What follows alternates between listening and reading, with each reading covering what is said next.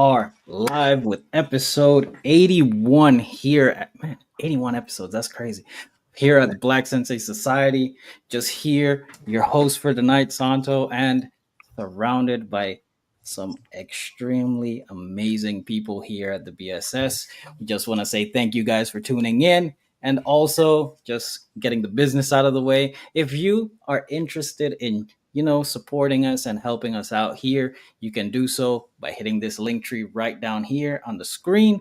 And you can join our socials. You can join our Discord where we have just amazing conversations and a great way to meet you guys. So, with all that being said, fellas, how are we doing today? Oh, man. Busy as usual. You already know how it be.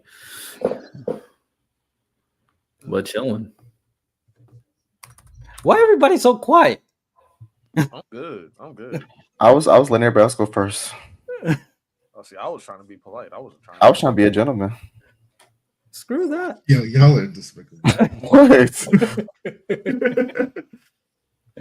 No, man. How y'all living? Man, I've been working so much, bro. It's been crazy.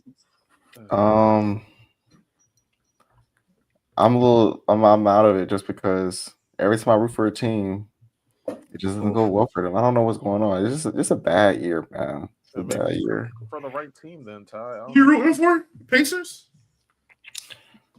I'm actually not super conflicted about this finals. Like either team winning, I'm low key kind of fine with. But I was like, you know what? Pacers winning low key might be tough. And then, yes, but even though they're not the better team, I was like, that might be tough. But then last game realized, like, well, yeah, they're really not the better team.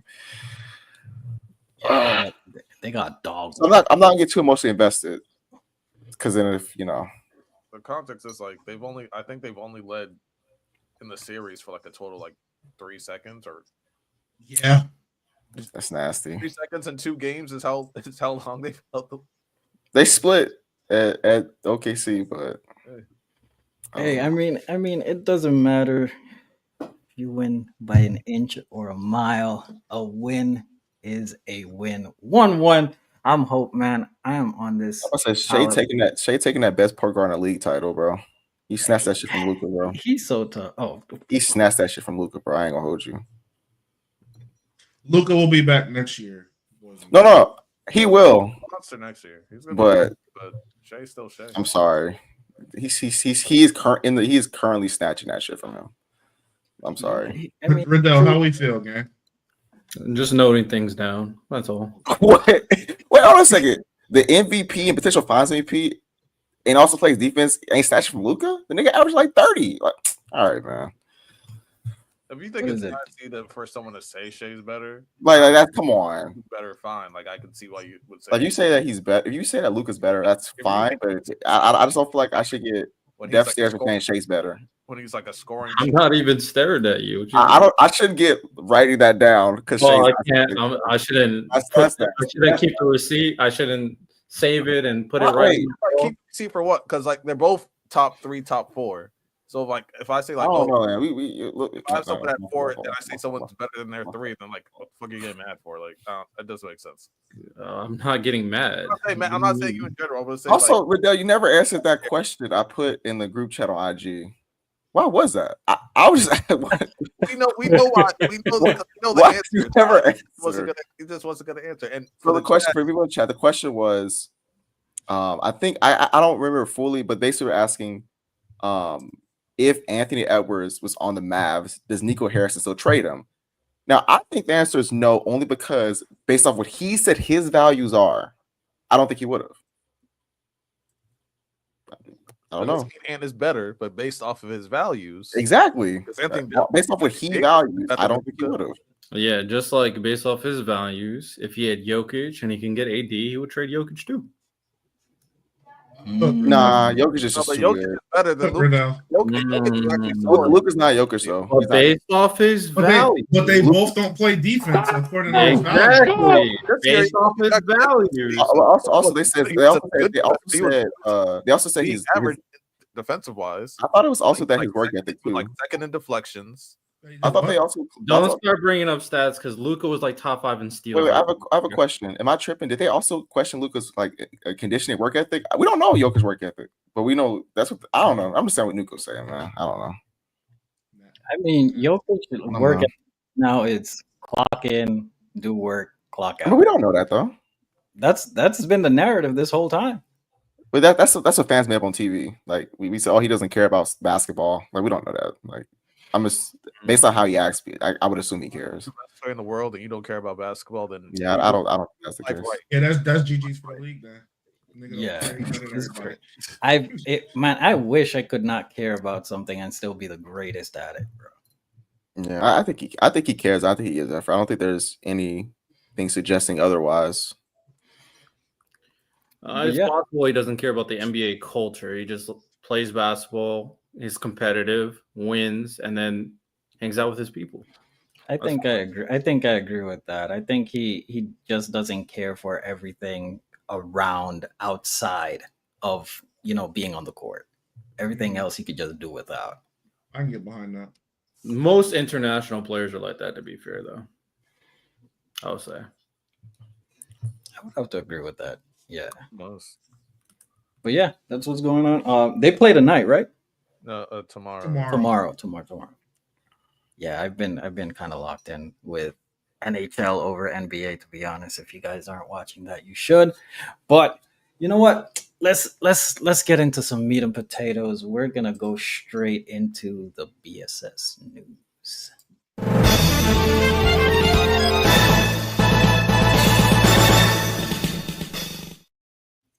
So I got really two pieces of news. The first news is that Invincible and Soul Leveling are getting a video game. I want to get you guys' thoughts on that. Very briefly, because the thing I really want to talk about is that apparently the streets are saying that Toru Taro, the author of Dragon Ball Super and artist of Dragon Ball Super, who took over Toriyama, RIP to a GOAT, is making an original story. Now, I got some concerns about this. I'm like, bro, you need to finish Super. We just got Black Frieza. Like, I don't want to hear about no other work. Respectfully, you need to carry on Toriyama's legacy. Focus on that first, and then you can do your own story. But what do you guys think of those two things? With the Dragon Ball thing, him making his own story would kind of make sense because of everything that's going on with the whole Dragon Ball Z. Because Shonen Jump's fighting with who owns the IPs and all that other stuff. I didn't think it would just go downhill as soon as Toriyama died like this, because it apparently might get ugly. Like if Dragon Ball could end up just being held up in lawsuits and stuff like that, so we might not get Dragon Ball for a while until we figure out who owns what. And so if he's not doing anything because he's not allowed to, then yeah, write your own story, do your own thing. But that kind of bodes that there might be a long time until we see some Dragon Ball content again.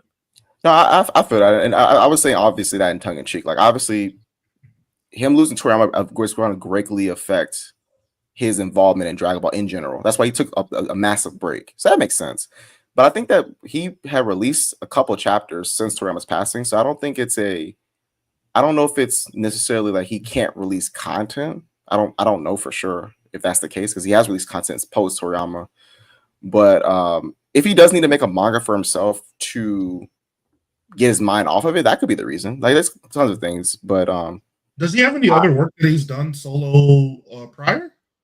I probably, because most mangaka do one shots to get into Shonen Jump usually. So I wouldn't be surprised if he had individual, unless you're talking ongoing stories. Then I don't. Yeah. I was more so talking ongoing. Yeah. Oh, I don't think so. I can check it though. Have they said anything regarding what the story might be about or whatnot? Moving forward, no. They had it was kind of I believe it was a slice of life chapter, more along those lines. But right now the biggest conflict is Frieza. But we haven't really got anything on that since, so we have to. I'm assuming that would be the next arc. That's what most people believe would be the next arc, but he just hasn't really released consistent content since Toriyama passed. I mean, I'm fine if you want to do another story. That's perfectly fine. We've seen plenty of examples of people who can do it. The thing is, you got to be one of them ones to do it. I'm not gonna lie, Makashima, is that his name? The fairy tale guy, Mashima. Mashima. He's Yeah. one of them ones. The amount of stuff that he works on at the same time, even though I don't think fairy tale is particularly that great, I can't deny it. He had fairy tale, Eden Zero, then he dropped video games, and then he also dropped a manga I haven't read in a while called Dead Rock. So that dude, oh, of course, Rave Master as well. So that guy's work ethic, putting on quality series, pretty much all of them are getting an anime. He's one of them ones. Also, the guy that works on One Punch Man is also one of them ones because he works on a lot of different projects as well. I know obviously he works on One Punch Man. I think someone told me he is also the one who worked on Bug Eagle. I actually never fact checked this, but I know for a fact he's working on a series that's like a battle tournament style, kind of like Record of Ragnarok as well. So he's also one of them ones, but he has a typical style. They both have styles that they like to adhere to. And for the most part, all the different series are somewhat different in terms of the content, but the general style of the story it seems pretty similar. I don't know what Toyotaro's style is. I don't know what he can do. He's just doing a continuation of Dragon Ball. Most fans think Dragon Ball Super is worse than Dragon Ball Z and Dragon Ball. So would he be able to put something out and it be a banger while at the same time, let's say Super does come back and he can work on that? Can he do both at the same time? It's hard for me to say. So I don't know. I'm iffy about this. It's kind of similar to, not as much because I do think Super was better than Boruto, but it's kind of similar to before Kishimoto took over. If that guy was working on another manga for while he's doing Boruto at the same time, it's like, how much can we trust it? Not sure. We'll see. Oh, I was gonna say Riddell. I think because you mentioned Dead Rock, I think that's gonna be like actually like I think it's gonna be a bigger hit than Eden Zero, especially like how like people like the darker animes and stuff like that now. Like he made this a lot more adult themed and stuff like that. So I think like he'll bring in a different type of audience to his work, and yeah, I think there was another. Oh, because you were mentioning people with multiple mangas. Like Sing Shong has Omniscient Reader and The World After the Fall, and they're both getting animes this year / next year. So yeah, I think he can do it. Also, the guy that makes Tokyo Ghoul, like he has Trojan X, and he just announced another manga, which makes me wonder if Trojan X is ending early or if he's just gonna work on them both at the same time. I don't know, but I think he can do it. I mean, we'll see. Now, in terms of the other question that you asked, Ty, in terms of gaming, it was announced that Solo Leveling was getting a video game, and also and Invincible. So this also plays into a conversation we had earlier in earlier episodes in terms of anime being more mainstream. Do you guys see anime gaming making an impact to where it's becoming more, it can get actual AAA titles?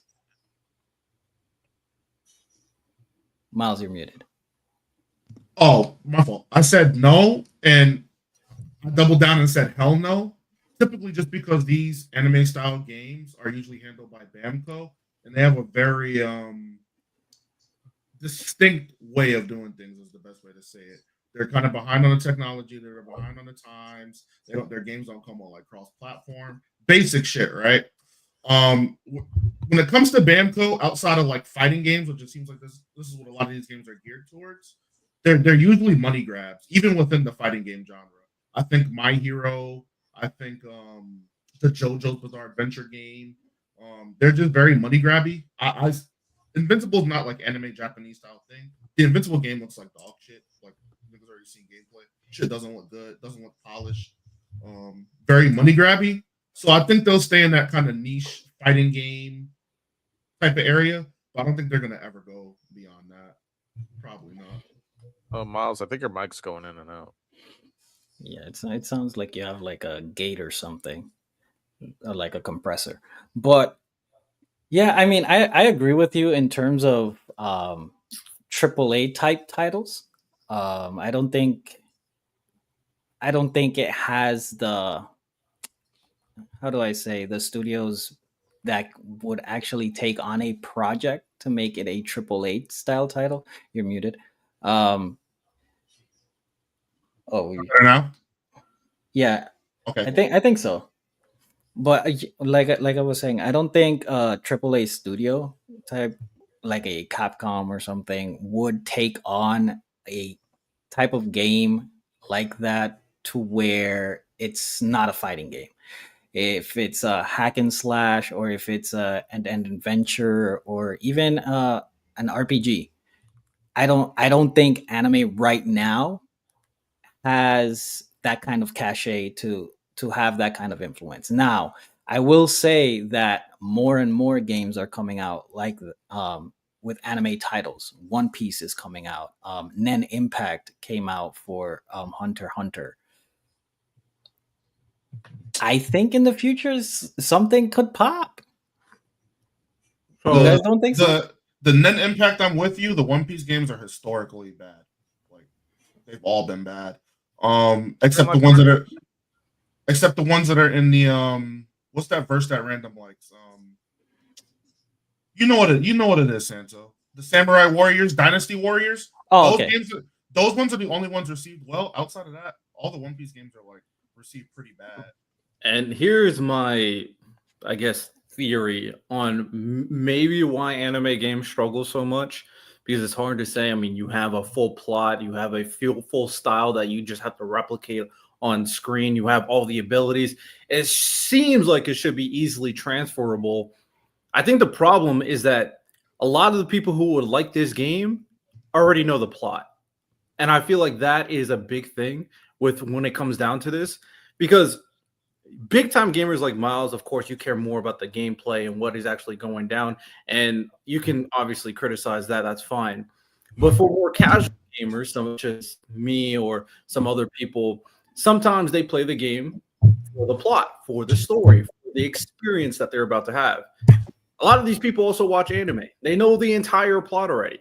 So that's makes it a little bit more difficult to create these games unless you create a whole new unconventional plot.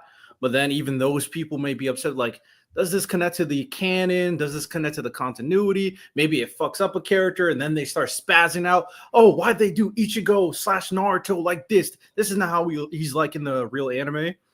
So I do think that is an element on why it's so tough to create these type of anime games, because the fans are already used to the story and the plot. That's why I feel like the new Dragon Ball game, they tried so hard to give fans some level of creativity.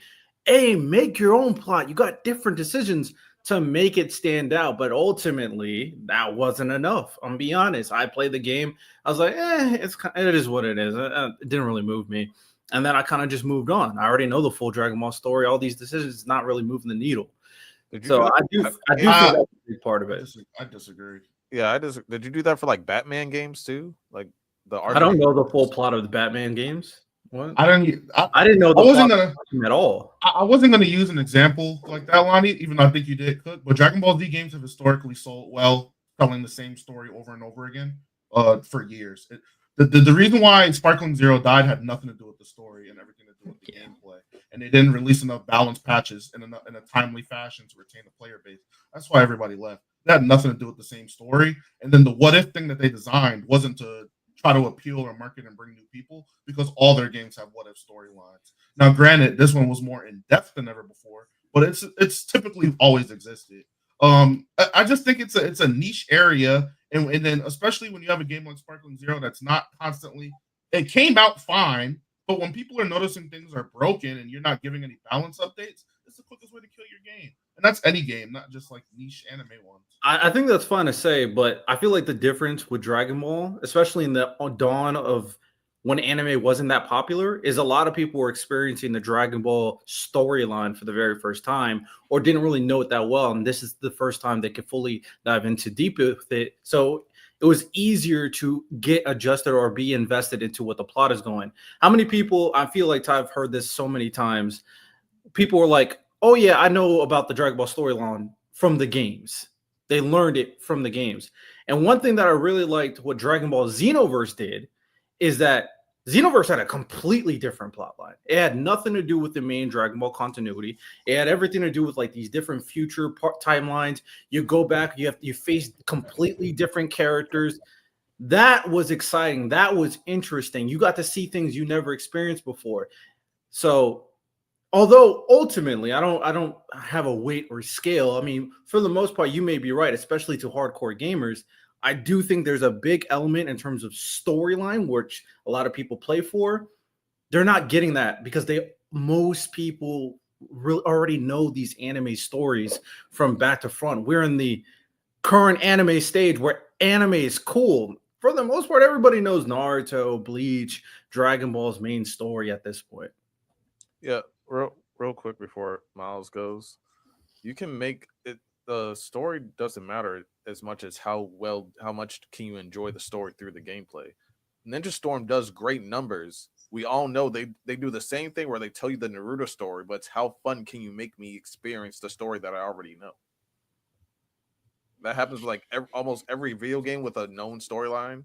Like it was like Batman versus Joker. I know like, oh, Batman's gonna do this, deal with this Joker, but how much fun am I having while I'm experiencing the story that I already either know it's probably gonna end up being the outcome, or I know like at least most of what's going on. So like that happens like like I think they said Kaiju number 8's video game is gonna be based it's gonna be its own story. I think that's gonna do great. But if they come out with Sakamoto's Days and it does the same storyline, but I get to do all these fights and I get to experience everything that Sakamoto does, I'm gonna have a great time. For sure. Yeah, I mean, Sakamoto is a brand new story. Not a lot of people digest it. And the thing about Naruto, a lot of the early Naruto games for sure, super fun. But again, it's the people are finding out the Naruto storyline freshly, and they lucked out because the Boruto content allowed them to make even more of a narrative for the casual fan who do not read the Boruto manga. So they get to experience more new story. So ultimately, I mean, yeah, there is a times where they're repeating storylines, but even in some of the Naruto games, they do some unique, different things that you do not see. They do some weird team up jutsus that you'll never see in the main continuity. So, I mean, you got in terms of the mechanics, it is a game, so of course that is the most important. But I do think you guys are diminishing how much people actually care about the plot of these stories of these video games as well, especially for anime-based games where the story is super important. Niggas have been getting repatched DBZ stories for the greater part of 20-something years. I promise you they don't care. And it hasn't been cooking like that unless they kind of revamp the story like they did Xenoverse and Fighters. Dragon Ball Fighters, they didn't change anything about the story, and that shit lasted for 9 years. It's the same story. They didn't change. They had a whole new villain. What do you mean? What, Android 21? Yeah. It wasn't crazy, bro. All right. Yeah, I don't know. All I'm saying is that I do see a world in where anime games do step up and actually have staying power in the gaming community. I mean, like I said, a lot of titles are coming out. We're seeing anime becoming more mainstream by the day, and now they're coming into gaming. I I just see it that way. Um, I did have one question in regards to that. If there was a company, like Arc System Works, a Capcom, a um, Rare, or just different companies, if you would want them to make a AAA title of a anime, which one would it be and why? And it doesn't have to be a fighting game. It could be any style of game that you would want it to be. Which one would it be and why? Miles, you can go first. You're muted. Oh. You hear me now? Yeah. Saying and then volunteering me is ridiculous work. That's ridiculous. But if I did have to choose, it'd probably be like a JoJo's Bizarre Adventure type of thing. Being what I'm thinking off rip is you could have like multiple installments off rip because there's so many different JoJo's. It has like really unique character design and things like that, so it'll look fresh and really appealing to the eyes. I think JoJo's, if not One Piece, would be my answer, but I'm leaning towards JoJo's. Give me a fire Jujutsu Kaisen fight game, bro. Like Shit we a got. fire one, man. That's why super. Do you? Raw. You have. I mean, you do have enough characters. Yeah, More than I mean, enough. bro, classic fighting games. We used to rock out with 12 characters, bro. Come on now. Oh, you can't do that now. Yeah, you can. I mean, well, JD has plenty of characters you can use. Like, Okay. they have well over enough. I was thinking like I was gonna say like JJK and like a Mortal Kombat Injustice type style. I think would be fire, personally. But I'm telling you. if I wasn't gonna say that, I'd probably say like a Sakamoto's Day fighting game. Probably something with close to like a Z Fighters. I think that would be dope. I would say give me a and I shout out to Andrew because she put it out in the chat. A beautiful Joe style game, but with Saitama. Just a comedic, over the top, just goofy story game with One Punch Man. It's crazy visuals. Him just being just from zero to hero. That's what I would pick. Yeah. To change it up, switch it up, because all we're talking about is fighting games. Shout out the comedic game as well. I just thought of this. So, has anybody played Heavy Rain? Yes. Yeah. Mm-mm. So, I just thought of this. So, have something like that in the Death Note universe, where it's a mystery solving game, and you're trying to figure out who's the person with the Death Note. That'd be tough. That would be super unconventional. It would be require this up here for people to lock in because you got to deal with a Death Note user. The plot, of course, even if they know who it is, you have to slowly find that out and you have to build evidence and all that stuff. That would be something they haven't really done before. They have the perfect tool to do it. They can do it in a way that has never been done before. Use this kind of supernatural feature that everybody knows about the Death Note. And even if you're not an anime fan, this is a game you can get into. So I'm gonna throw that one out there. That'd be kind of cool. Like how Heavy Rain has those little quick time things that you go through pretty much the city. If you're using the same characters, you have different answers that you can give L or whatnot, and it could lead you towards solving the case or even takes you a couple steps back. That would actually be an interesting game, I'm not gonna lie. That's pretty fire. Yeah, and even if you didn't want to use L and you wanted to create your own storyline, you can. Death Note has that enough flexibility. Matter of fact, they even made a one shot.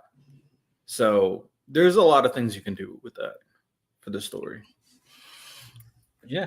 So that was the BSS news. Thank you, Ty. Really appreciate it. So let's move on. Let's go, Lonnie. Let's take the cut and keep game right now. Let's go for it. All right. This is gonna be characters, iconic, either like moves or like powers or like something that the character is iconic and known for. You can before you go into that, the people were pissed at us for that 90s anime one because Yu Yu Hakusho was at 7. They were so mad that Yu Yu Hakusho was so low. And for everybody who was super upset that it was so low, blame Ty. I'm just saying. We agree that that was Ty's list. We were just agreeing. Facts. So Kent, I understand that you got a mob and you flooded our comments. It was Ty's fault. Yeah, I just wanted to establish. I don't want other people to get blamed for a specific Yu Yu Hakusho hater. You know what I'm saying? There's a few fairy tale games. Why was this all Ty's fault? Because he wanted Yu Yu Hakusho at 7. Yeah, he was the one giving the answers, and I was just agreeing with him. Once he said 7. He said it with full chest. I think I saw some hairs coming out as well. He said it full chest and was like, Yu Hakusho is 7. I heard the deep voice. The balls dropped as well. So yeah, that was Yo, Ty being on What is 10. this nigga talking about? I was so what? He says something weird every week. Every week it's like something. You're just like, what did you say? I don't know what you're talking about. You gotta keep the streak alive, bro. What you didn't just say was crazy. What did I say? Nothing. You got it. No. What was you saying, Santa? He got it. Go ahead, Lonnie. Take it away. Yeah. So, like I said, this is gonna be like iconic moves slash like powers of like main. I kept them like the main top characters, so it's not nothing crazy. Don't have to think super out the box. But it's just where do you rank them in terms of like either how good it is, popularity, your own criteria. So of course it's gonna be 8. First one up gets a good test show. Iconic. I really no. Do I really like this ability? I actually don't. Well, let me. I mean, I really enjoy Bleach, but I mean, I 8. It's a beam. That's all it is. Is there any iconic ability worse than Getsuga? Because I do think he kind of spams it too much. I'm not gonna lie. There's nothing it's nothing impactful about it. I put it at 4. Y'all put it 4? at 8. Think how many? There's Ray Gun, Kamehameha, Rasengan. Yeah, How many more are more iconic than Getsuga Tensho? I'm Y'all just gotta, going. y'all gotta tell it to me if y'all want to put it dead last. Like, Well, I didn't say 8. I said 8. I mean, I could keep going. go ahead. I just want to hear him. Just Dragon Ball Z verse. I'd put Final Flash over it. I put Spirit Bomb over it. Final Flash over Getsuga Tesho. Y'all 100%. a move that doesn't do nothing to nobody. True. I still give it. Man, it has so much more aura than gets attention. Whoa, I wouldn't go that far. When Ichigo pulling out that Getsuga, you feel that. I don't. Wow. Well, I will say his favorite ability that is not a Getsuga Tensho that I've seen from him. I love Mugetsu. But I'll go 6. I don't know what he's gonna put on the list. I do think it's like iconic character, like iconic powers or iconic moves. So like you guys named a few that might be on the list. It's above Black Flash, by the way. So yeah, let's give it. It's above Black Flash. It's above anything Deku brings out, actually. So yeah, let's let me. Oh, actually, and then we haven't even mentioned One Piece. I got it. Listen, man, 5 or 4, right in the middle. Jesus right in the middle. If he says Gum Pistol, give me Getsuga. I'm dead ass. I'm sorry, bro. I agree. Yeah, I think we might. You know what?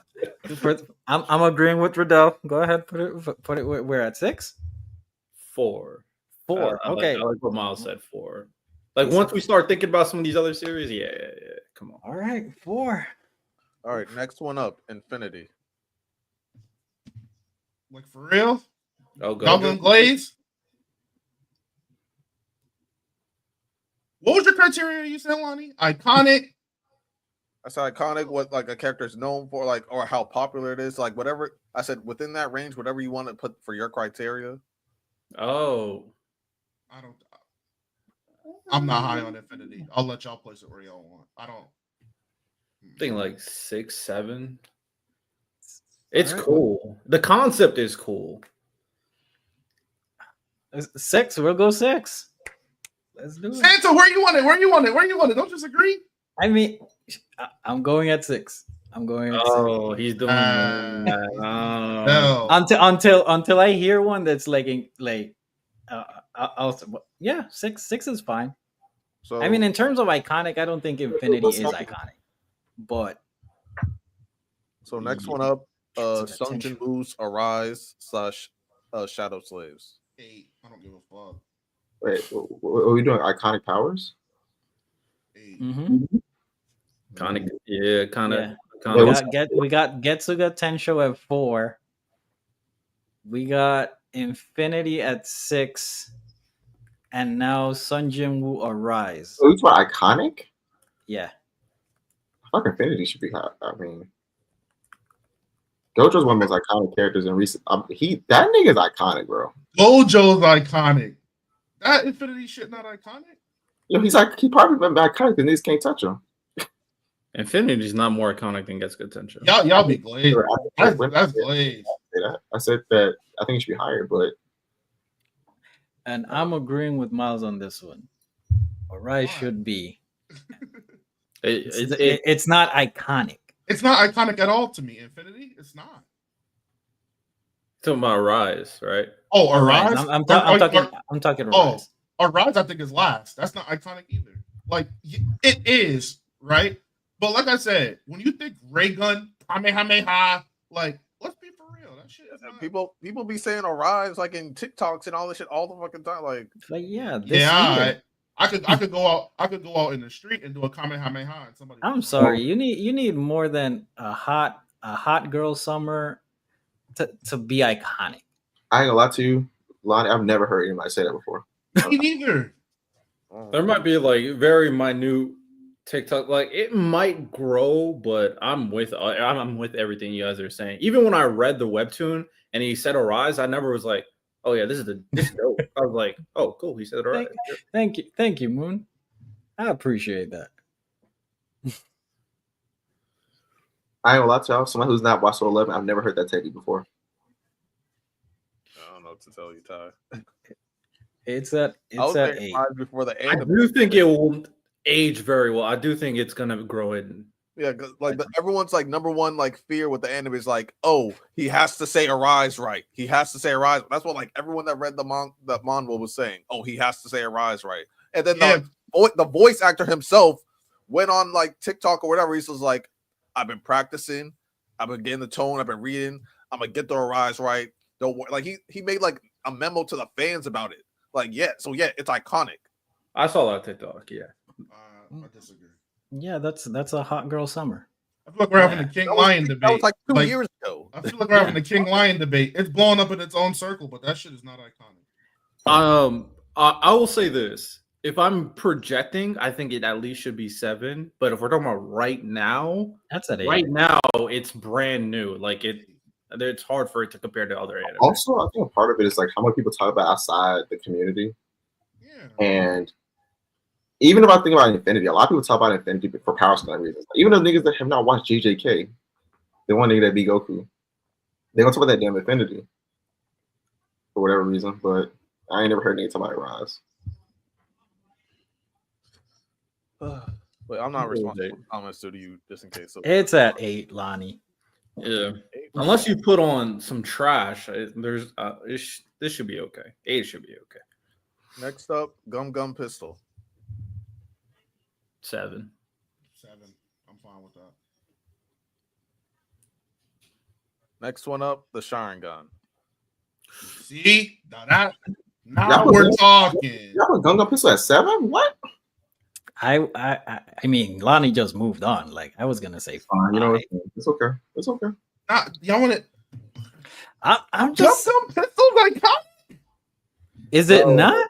It's cool, bro. I'm being honest, it's cool. Like There's no way.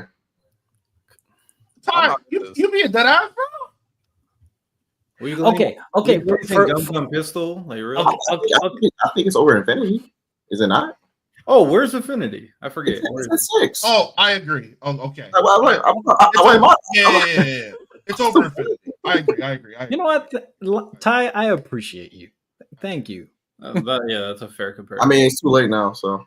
No, I mean he had to let us deliberate. He didn't let us. No, keep it at 7, man. Keep it at 7. No, stop being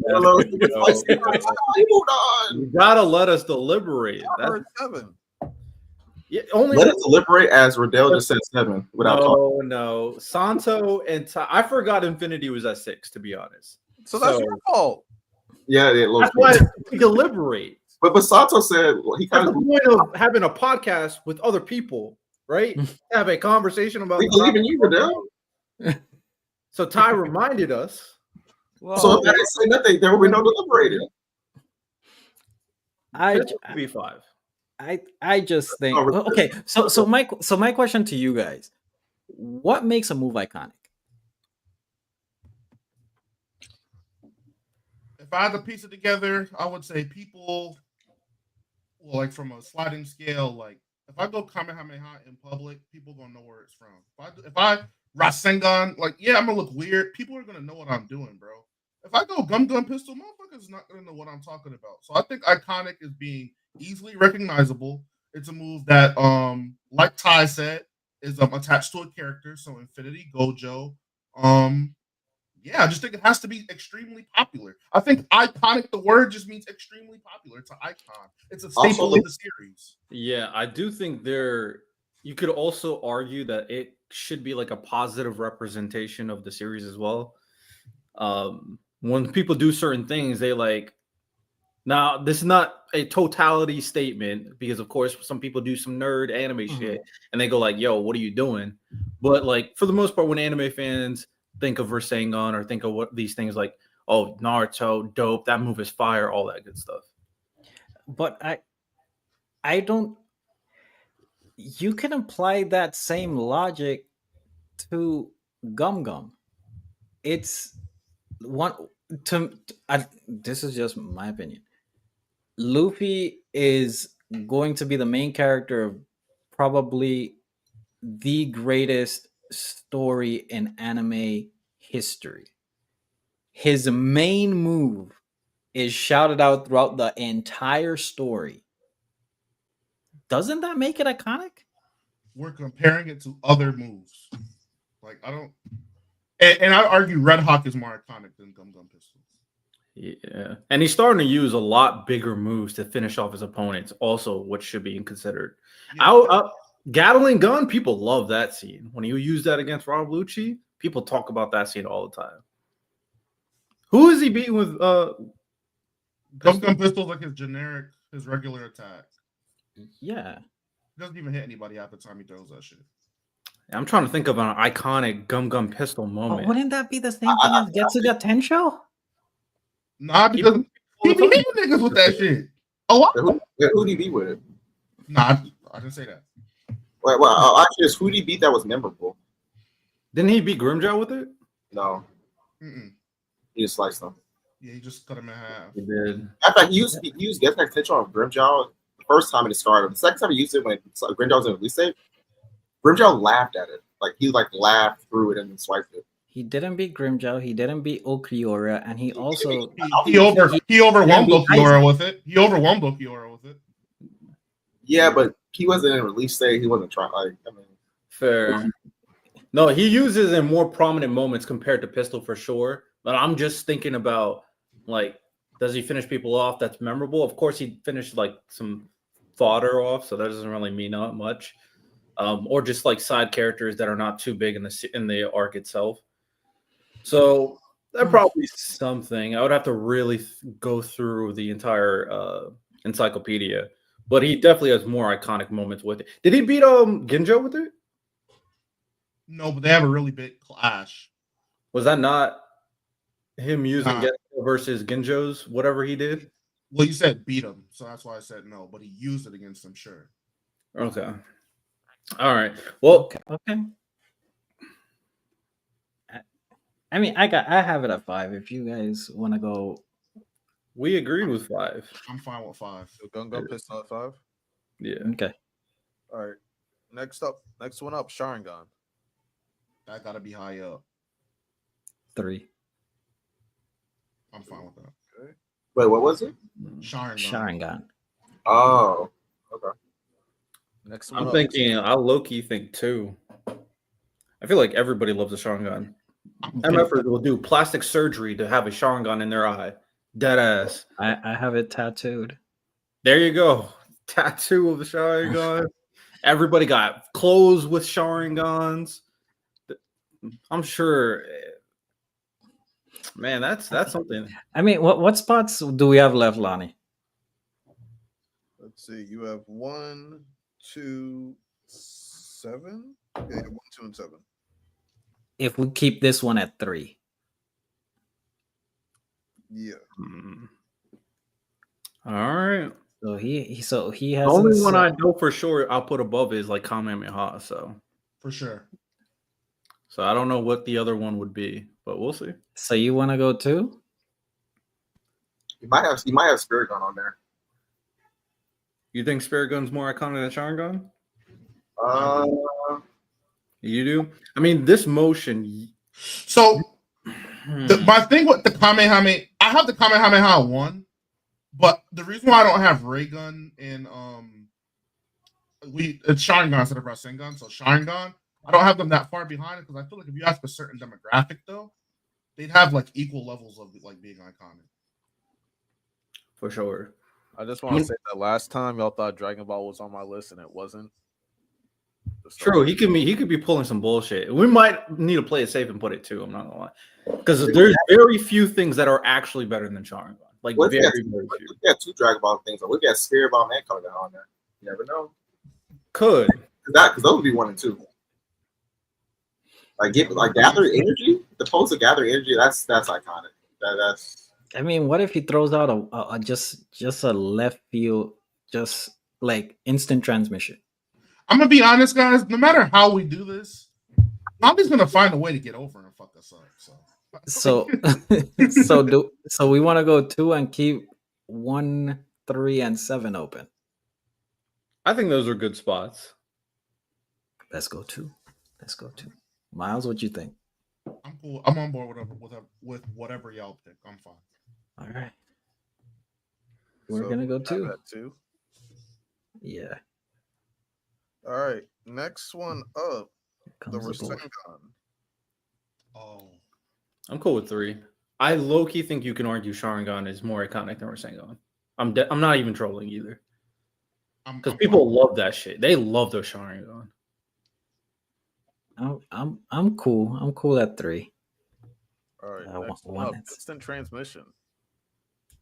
Okay. It's not the one I thought he would pick. But okay. I'll put 1. I'm fine with 1. So, are you about to argue 1? Or are you about to argue? No, because he might do some bullshit and say Kamehameha right after. I mean, but that would be at 7. I mean, but it should, either one at 7 is not good. Exactly. Yeah. Like okay. All right. So wait, wouldn't you rather have Kamehameha be higher though? That's you know what? I don't believe there's Kamehameha on the list. I'm gonna be honest with you. I'm be honest. I need Lonnie to show us the list on this notebook if he says Kamehameha, because I don't believe it's on the list either. Right? I need him to pull up the notebook and go like, "Here's the list in front of you guys." I need proof. I'll pull instant at 1, fellas. So we're going instant transmission at 1. Got you. Okay. Oof. So it's gonna be some. You guys have Sungjin moves arise at 8. You have Kamehameha at 7. I need to see the notebook. I told you Kamehameha is right. How do I know you? Show me the edits. Yeah, I need to see that. I told y'all this nigga might have 2 Dragon Ball moves on there. Come on, man. This is crazy. We would have been screwed regardless since we had 7 open. I'm be honest. We really would have. Yeah, Kamehameha at 7. You have Infinity at 6. Hold on, because Angie doesn't want you to talk because she just sent in a $2 super chat. If we are being honest, DB can take the top 3 moves. I debated putting Special Beam Cannon instead of Instant Transmission. It could. If we put, hey, I'm not gonna lie. If we put Pistol at 7, then we would have been fine. All right. Then we would have put Rasengan at 5, and we would have been perfect. But also, I just looked up what was the most iconic anime moves, and I'll just name what AI said off the top after this. Lord. So we have Sunjin moves arise at 8. We have Kamehameha at 7. We have Gojo's Infinity at 6. We have Gungam Pistol at 5. We have Getsuga Teshu at 4. We have Rasengan at 3. We have the Sharingan at 2, and number 1 instant transmission. And when you look it up on Google, it says, hold on me, motherfucker. While he looks that up, editor, let the people know that Kamehameha was the last pick and Lonnie screwed us over. Do not roast us in the comment section. Oh, AI Just wanna says some of the provide- most iconic anime moves include Goku's Kamehameha, Naruto's Rasengan, and Ichigo's Getsuga Tesho. Other notable moves include All Might's United States Smash, Ryuku Mako's Fiber Loss, and Guts Sword Swinging in Berserk. I don't know why that's considered. Sword swinging. Yeah, I don't know why that's considered a move. what did you say that's what the before? third one Guts? mentioned. What did you say before? Hey, Guts? why didn't they mention any pincher moves?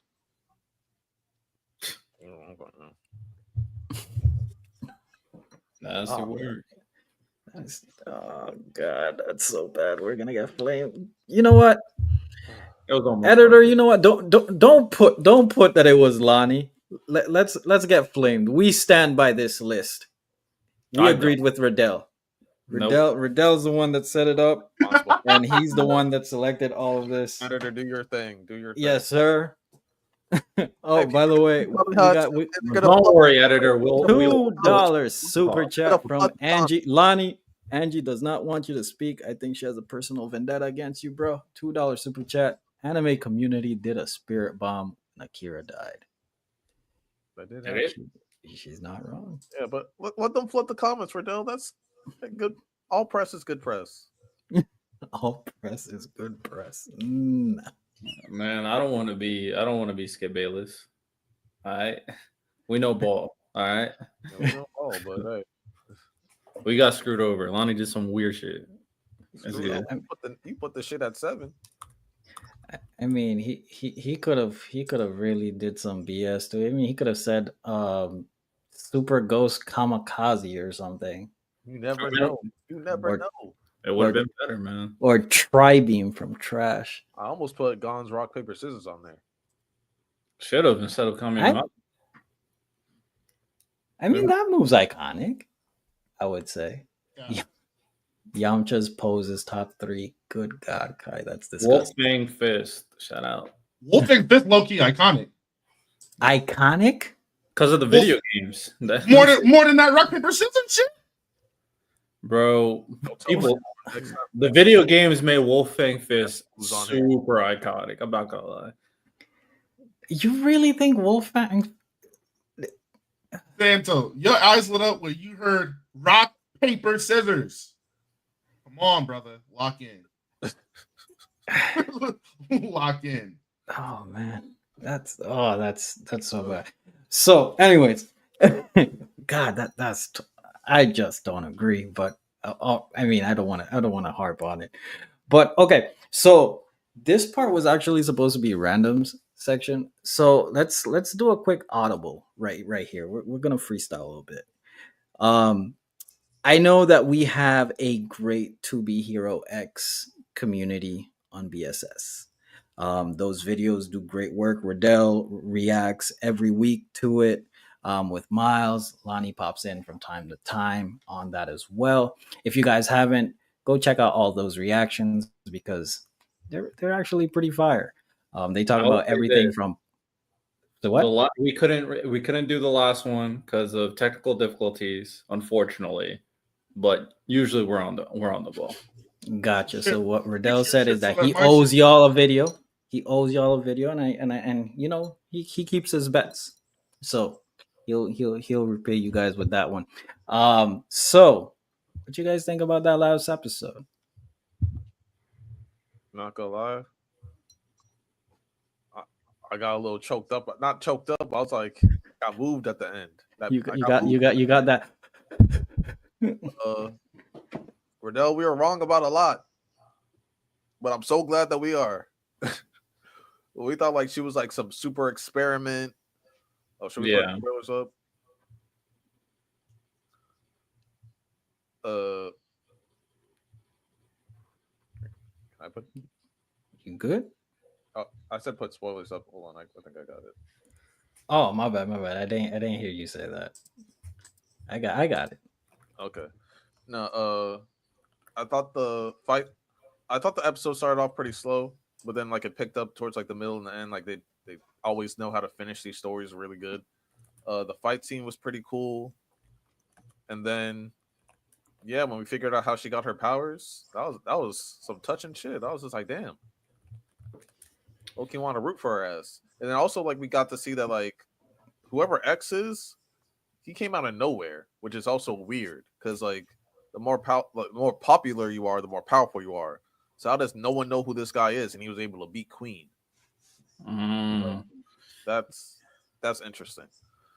But yeah, I think it was a pretty solid way to end that little mini arc for her.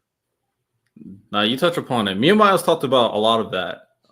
X is such a wild card that I at this point I do not know what to expect when he shows up in the series officially. We only gotten some cameos, some snaps. We truly do not know who X is. Another thing that happened in this episode is we got the origins of fear in this episode. And they're slowly revealing what exactly is going on with this hero universe. And I do think what happened with Cyan was some insight on how powerful belief can be, especially if it's consolidated, like they did with that kind of cult. So this is a start. And Cyan, her abilities are broken as hell. Like it's so versatile what she could do with quote unquote luck. Like I thought it was just a Foucault type thing where things just go her way. Nah, fam. She can do so many different things. She could turn luck into arrows. She can create a whole space of luck so she increases the luck she's in a specific area. She can use her guitar, force cars to move out of her way using luck as well. Her versatile set of skills is very, very interesting. Now, I don't know where she's going to peak in terms of strength because she's still a little girl by the time when we were watching the anime. But damn, she got a moveset on her. I'm not going to lie. Shout out to one move that Riddell got too. She can like imbue objects with their luck and kind of use them as like a compass to like help her scope out the area and find things. I just think overall, out of all of the characters we've seen so far, she's easily they took the most creative liberty with her power. I found that to be really cool. I did feel very unsatisfied by the end of it though, because I want a deeper understanding as to why her shit works. Yeah, we got like insight to her origins, but I really don't understand how her ability works, how Luwal's ability all works. I kind of just want more. I was kind of wishing there was a source material. But out of the 3 stories we've gotten so far, I think hers is the best story, though. I'd say. I agree. Really liked her. Real quick, who do y'all think wins in a fight, her or the fortune teller from Sakamoto days? Her, for sure. I mean, I haven't watched Sakamoto days. What's the fortune teller's abilities? Basically the same things, like almost the same degree. Like she can run out of luck though. Yeah, she did, but at the same time, do I think she might get it back? Maybe. But basically, like this is how lucky she was. Santo, she got like a bunch of scraps, put in a bag, shook it, and was able to pull out and it made itself into a gun. Sounds like a lot of prep time. That shit was great. She just got a bunch of scrap, shook in a bag. She's like, "Oh, there's like a 1 in 100,006 chance that if I shake this bag, all the things will form together into a gun." Oh, here's a Glock. Yeah, but her luck is also kind of contingent on other factors. She can't will luck like Cyan can. I was just gonna ask because Cyan, it doesn't seem like it has like an activation type thing. It just is. Yeah. Yeah. So I mean, that's kind of hard to go against. I mean, from what you guys have said, I'd give Cyan. Like Cyan, the only thing that I would need Cyan to do is hit the weight room at this point, because that ability sounds ridiculous. I don't even think she needs to do that. When she comes back from like this little couple year time skip, I'm guessing it was, bro, she's doing acrobatics off of walls. She still has her little rollerblades and stuff, but she looks like she got way better at that. She has like pinpoint accuracy with her bow. They put her through some sort of training regimen because she's with it. Like she's on point. Yeah, she's goddamn skilled for the expectation she's still like a teenager. She doesn't even look as old as the Esol character we've met, who was like in college or something like that, or about to go to college. So shout out her, man. Shout out her. I'm rooting for Cyan. Next one up is Queen though. So I'm sure everybody's can't wait for her. So Queen is the next hero that they're gonna dive into. Yep. Man, when are they gonna do the dog? That's the one I'm the most. That's the one I'm the most excited to see, bro. Me too. He's Me like too. right before the he's like right before X, so he's like Yeah, and he only gets one episode. Oh, come on, bro. Like his trailer is fire. Oh man. If they extend a trailer, they make it seem like X is met him when he was just a normal dog. So X has, from that experience, X gave him his hat. exactly. Mm-hmm. And then the fact that X also put the coin in Cyan's, I think we're all pretty much confident that that was X. Well, we don't know what this dude is doing. We don't know what his plan is. We don't know what his agenda is. We don't know what he intends to do with this universe. We have no idea. I think for some reason, and this is just me going off of conspiracy theory or whatever you want to call it, I think X is trying to break the system. That's what I think. I really want them to dive in more into the people behind the heroes. Like why are they creating heroes? Why is this so important to them to keep it going? Like that's what I'm really wanting them to dive into. At the same time, if he's number one, then like isn't he already trying to break the system? Like what's he waiting for? We don't even know if he's number one because nobody knows who he is. So we don't even know who X is right now. Well, X is whoever is number one. Yeah, but the point I'm making is I feel like he's just a wild card. We think he's X because that's how it was presented going into the anime. But he may not be X. He's just some wild card that we are assuming he's X. I don't know what he's going to be. Or maybe it could just be a term given to somebody that beats who the number one hero is, which would be Queen at that point. He's supposed to be the number one hero. Queen was an X. Like Esol was the first. I think they said Esol was the first X because he was the first number one hero, and then eventually he dropped. Yeah. And then the dude, whoever the guy that has the animal creature thing, his father used to be X as well. Yep. Down as well. Yeah, but that's what I'm saying. Like it's a term given by the organizations. Like X doesn't necessarily have to be working in an organization to have the title of X. It's just he beat the number one hero. Oh no, I agree to that, but we don't even know what that who that is because Queen said she wants to be X, so she was in the tournament. Mm-hmm. She obviously was not X going into the tournament, and then she lost to a nobody, and they did not call that nobody X. So yeah, you're right. We don't know who X technically is, so I'm curious to see how that all is going to play out. Maybe that's how he became X. Yeah, like could be. It's the same guy. We just don't know what his original name is and stuff. Yeah, I'm with you on it. Yeah, but no, this seems. I mean, this is this anime of the year, or can we call it from like now? I don't think it's gonna win anime of the year. I mean, Brother-in-Laws. I'm gonna be honest. I don't know either. Like now, it's not. Like I said, the beginning of the end is out. viewing this like Fire Force is out like in terms of views and popularity, as good as it is, it's not as popular as like the top 3-4 animes this season. Unfortunately, I think it's better than most of them, but it's just now getting traction, which is so weird. People are starting to come it's around. not getting the traction. Yeah, I don't understand the anime community anymore. Free Run lost. Like just how? just how, bro? It does not. And it's not like it's on one of those like streaming services like High Dive or whatnot. Yeah, it's on Crunchyroll. Everybody has access to Crunchyroll, and Crunchyroll does put 2BRX on the cover page sometimes as well. It's like, watch this anime. On the cover page, the website is amazing. Like they put a lot of work behind this thing, and it's just how. And man, I'll give credit to Lonnie, like I've been doing. It's a good thing that he put us on right from the beginning. He was like, "Watch this one." I don't know if he thought it was going to be this good, but he was right to make sure that we watch this one.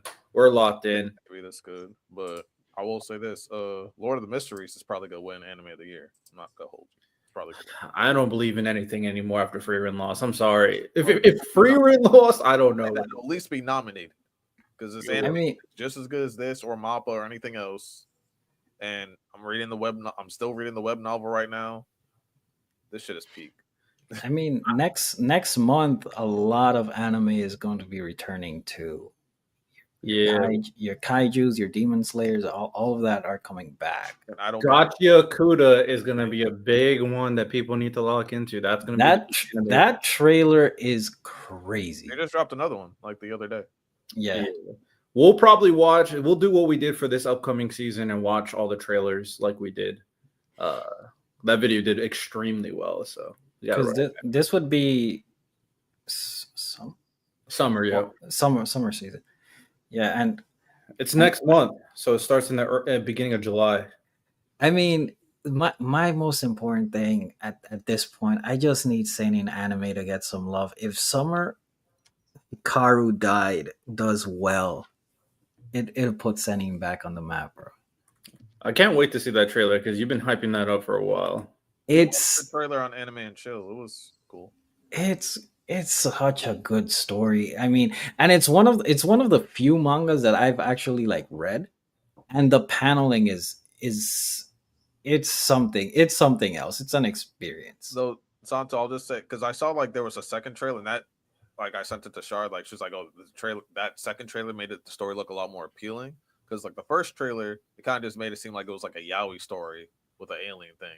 So I was just like, I'm still gonna check it out because Santo's talking about it, but I don't know if this is for me. The second trailer, like if you're watching this, don't watch the first trailer. Watch the second trailer. Like it gave a lot more like, all right, this is more dark. This is like more non-romance type stuff. Like, oh, there's like some mystery behind it. Like that, the second trailer, like it was like, all right, now I'm locked in. And I know some people are really not going to vibe with it because it does have a lot of yaoi tropes to it, but it's a great mystery anime. So just give it a fair shake. Just give it a try. I'll still check it out. Yeah. What animes are you guys interested that are coming out soon that you guys are really hyped about, by the way? Well, I already said it. Gotcha Kuda for sure. I read a bit of the manga. It has a very, very unique power system. I think when I was talking to people, they compared it to like the full bring power system of Bleach. Not completely, but the idea is you can invest power into things that you really care about. So should be interesting. And it's very, very, very gritty. Very different too. I don't know if it got an anime adaptation or anime announcement, but Big Bachi. Of course. I need that Kagurabachi anime, bro. I need that real bad. We haven't talked about Kagurabachi in a long time. Eventually we need to talk about what's going on. And Ichi the Witch. Shout out. Ichi the Witch, yo. Riddell, that latest. Hey, they going stupid too. They got some comp. Kagurabachi got some comp. Got comp. Ichi the Witch is fire, bro. Like I'm so like that because the first we thought Riddell, that new character that got introduced, the male character, that he was gonna end up being like a super villain or something like that. He's best mate. He's best mate.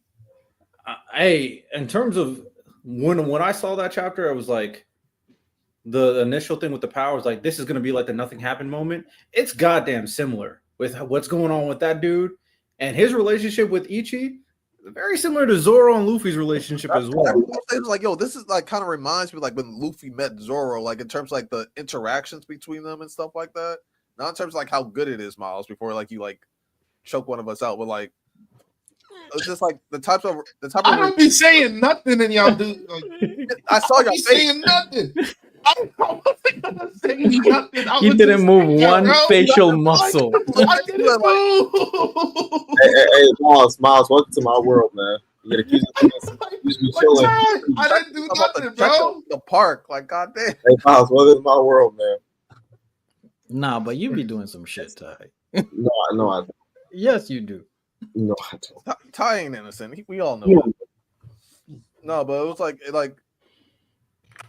I think like like things like friction and like animosity sometimes like in the beginning of like when you meet somebody, they can create like some of the best friendships. Like they went at it to start off, and now it's like they locked in for life. They locked in for life now. So I'm Ichi the Witch, like Riddell said earlier, they got like a little female Gojo.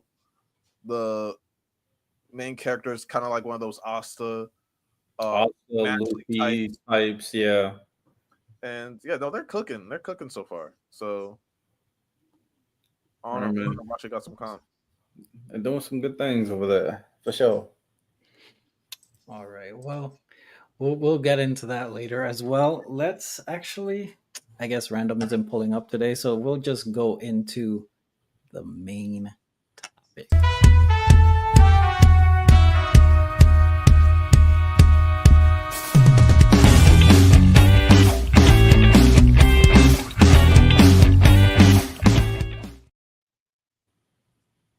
So, since the NBA finals are going on, oh wait, is there an echo?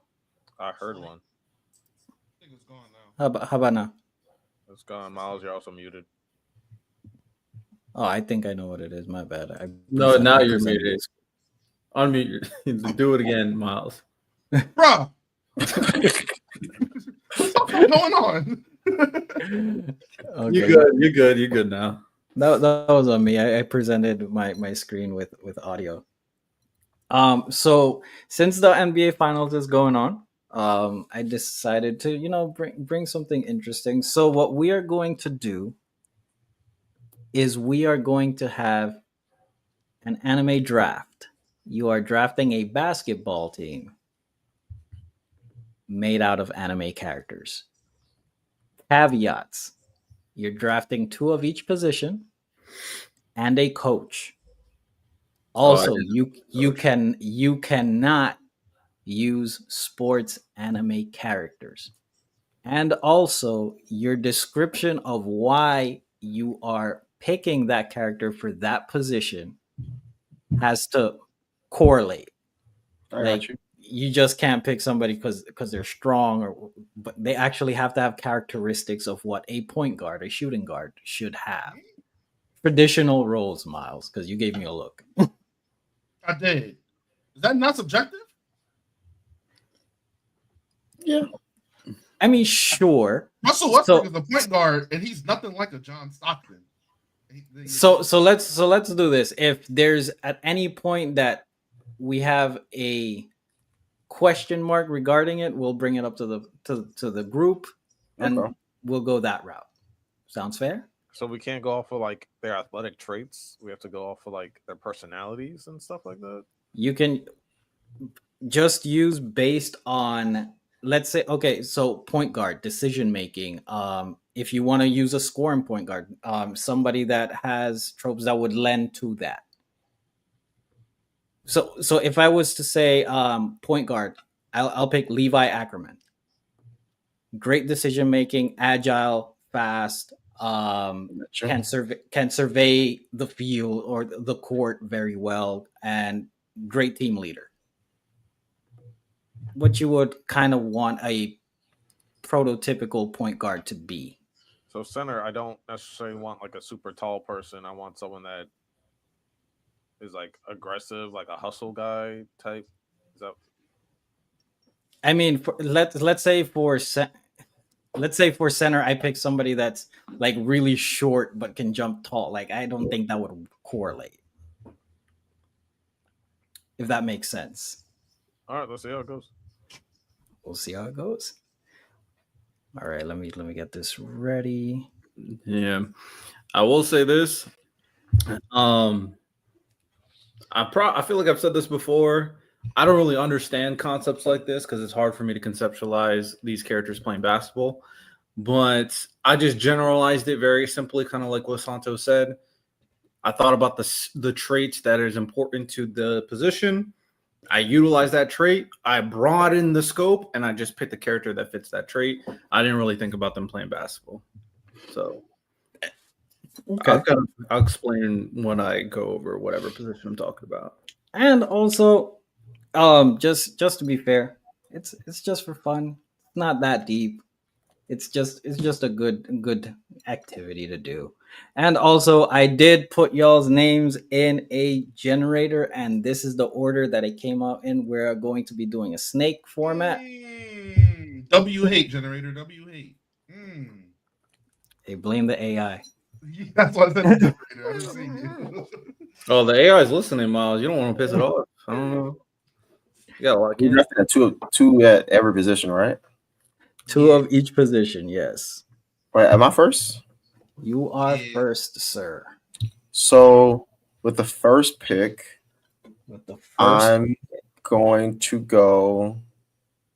I'm gonna grab this person. I feel like people are gonna might be a pattern with this, but give me Kakashi at point guard because of the Sharingan. He can read movements. I feel like that'd be good for a point guard. You can read your teammates. You can read the other team. You can anticipate because point guards need anticipatory skills, and he'll be able to see their moves before they do it. So if your teammate's about to cut to the basket, you'll be able to see before they do. You'll be able to read it, and you know what I'm saying. So I think that's Sharingan, and also I feel like Kakashi is calm under pressure. He's one of the calmest, most level-headed Sharingan niggas out there. You know, a lot of them, rest of them kind of crash outs. You know what I'm saying? So you got the poise that a point guard needs. all right.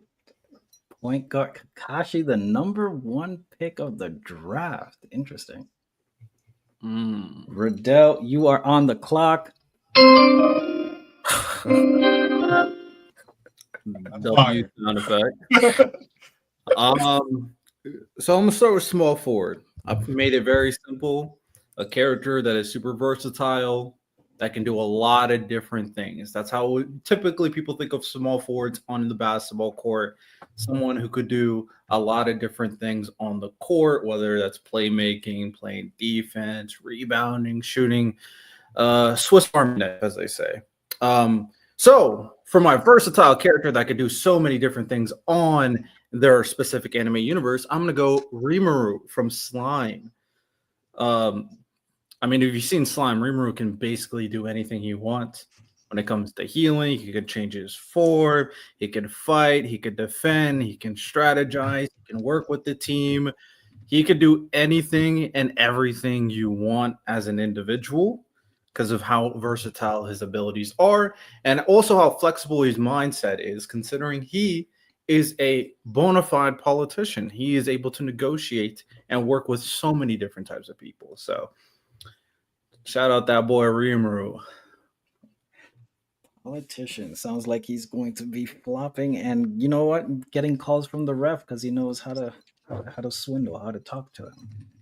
W. That's what you need. That's the best skill on the court. I'm not gonna lie. I respect it. I respect it.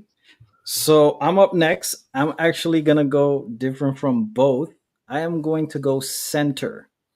And I'm going to take it back to the 90s where it was gritty, where you came in the paint, it was a problem.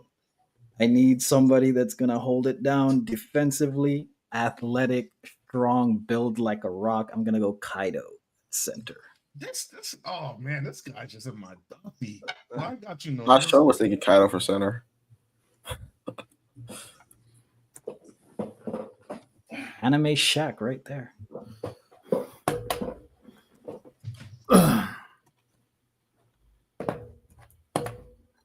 Lonnie, on the clock.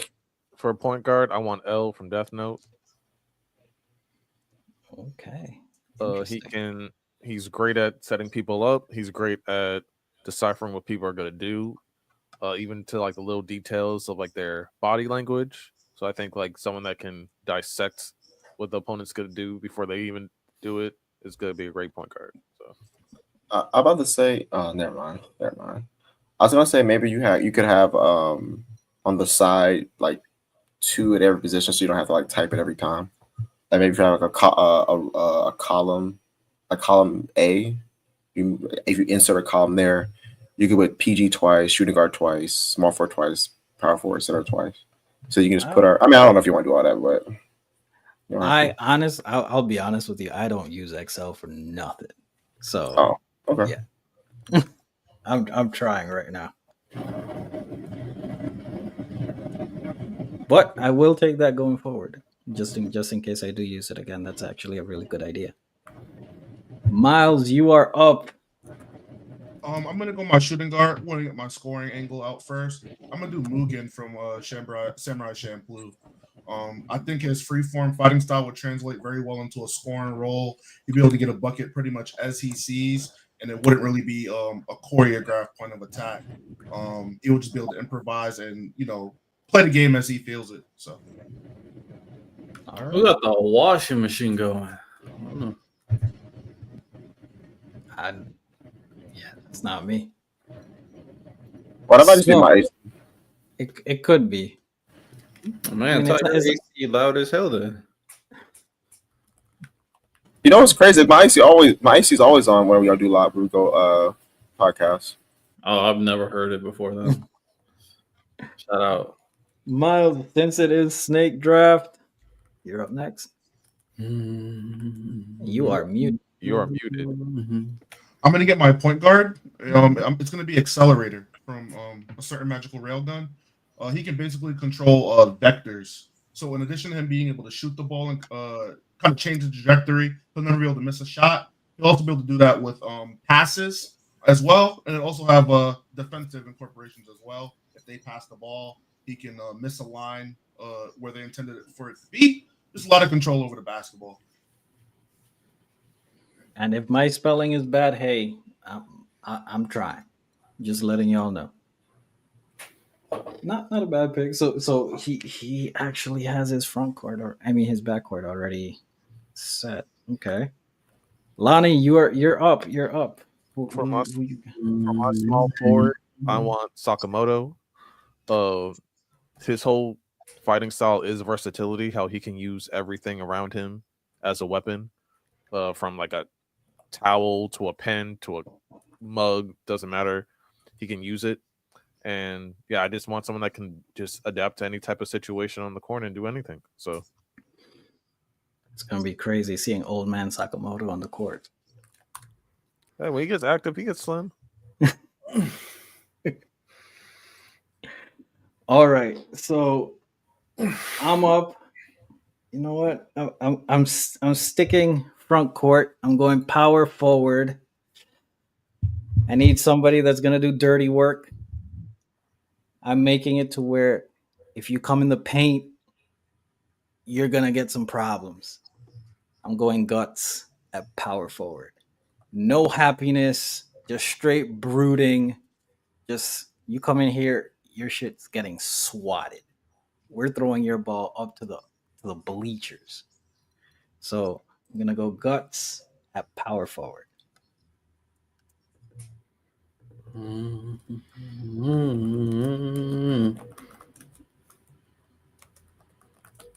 Riddell, All right. So for my shooting guard, I made it very simple. I was like, I want a sniper, someone who hits all their shots. Very simple. So I chose someone who's gonna hit all his shots. Give me Lily Barrow from Bleach. Bonafide sniper. Hits all the shots. In order for you to dodge, you have to go into a freaking shadow realm. So guaranteed bucket every single time, making every single thing. I mean, that's actually a pretty good pick. Quick, can shoot. Yeah, it's pretty solid. In chat, you can always let us know who's have the best squad so far, and just keep hitting that like button. Just quick comments and whatnot. So Ty, you are on the clock. Wait, where's Ty? Ty left. You about to lose his draft pick. That's tough. Oh man. Oh man, Ty's out. He got 2 picks back to back. So what do we do? Do we skip? Do we let the chat decide? He said his laptop is tripping. Oh man, He has to restart. So he's dealing with that right now. see how we want to go about this. Chat. What do you think we should do? Should we let y'all take a pick? What's the word? What, chat decide for him? Mm-hmm. You know what? Let's do that. Chat. The first name goes up. That's gonna be the pick. Name and position. Yeah. Yes. Pick Gintoki to piss him Oh, off. that would be crazy. I think he deserves it. Gintoki at shooting guard. He deserves That's it. crazy. That's crazy. That's wild. I mean, it's the opposite of what happened in the NBA draft lottery, where the Mavs got something they didn't deserve. Well, this time Ty is going to get something he does deserve. Yeah, I should just give him Gintoki. Man, I was talking to a couple of friends. That is so wild that in the same year that happens. Like, I understand that, I personally believe sporting events are, I wouldn't say rigged, but I would say they're influenced to be pushed to a certain outcome. To say it that way. I don't say they're just flat out rigged. But this one was crazy. This lottery is rigged as fuck, bro. That was I don't know what black magic they did, what deal was done, but that was Oh, we know the deal. Luca goes to the Lakers. You're gonna win the lottery. Simple. right. You know Remember what, when Anthony Davis wanted out? What happened? They got Zion. Simple. that's Simple. didn't that happen also with LeBron? Simple. Oh, Ty's back. Do. Oh, that come back Ty, this time? you came back just in time because you were about to get Lloyd from Spy Family at shooting guard. Riddell tried to put Gintoki on your team. What? Actually, I want to pick. I'll go back to back. Can I pick my coach now or no? It's your draft. We picking coaches?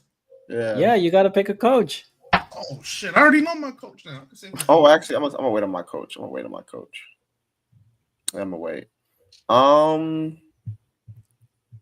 I was thinking about going Whitebeard for my center. Oh. You know, all your One Piece guys, Miles. My big burly niggas, man. I was about to say the dude that Kaido look up to. You know what I'm saying? Oh, he getting packed up, bro. Tight shit. Whitebeard got no post game. I'm not gonna lie, there's someone that everybody looks up to One Piece right now. So, hey, man. And then for my backup point guard, or actually, I don't know if it's backup, but I don't know if it's my backup point guard. I don't know who's gonna start, but I want Goku as my point guard because Goku with Ultra Instinct, he's going to be he'll be able to react, and his body will do whatever it needs to do in the moment. So if someone tries to snatch the ball, he'll go behind the back.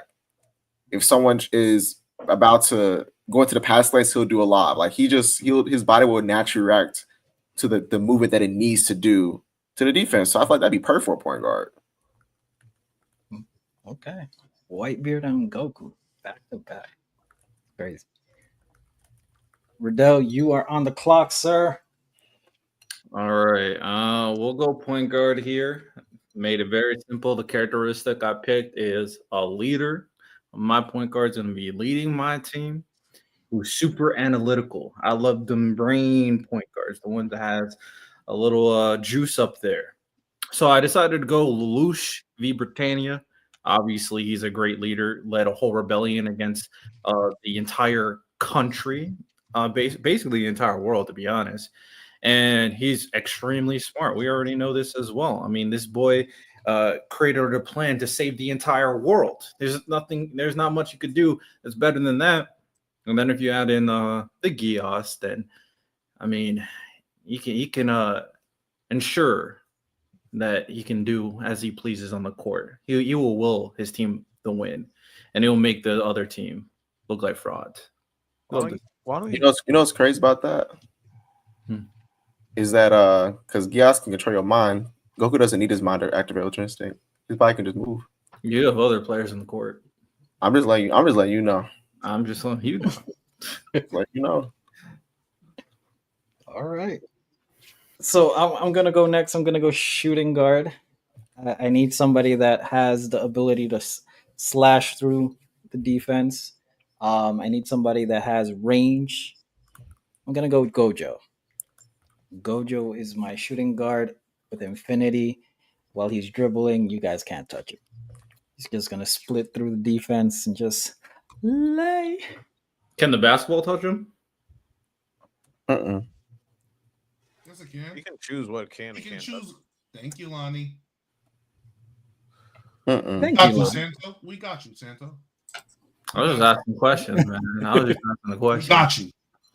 My power forward, I want Escanor. I want someone that knows that they're the shit. Someone imposing, someone that can just be a bully. And yeah, I think Escanor just fits the bill of what a power forward should be. Right, Escanor at power forward. That actually was going to be my backup center, but okay. Mhm. Miles, you are up, sir.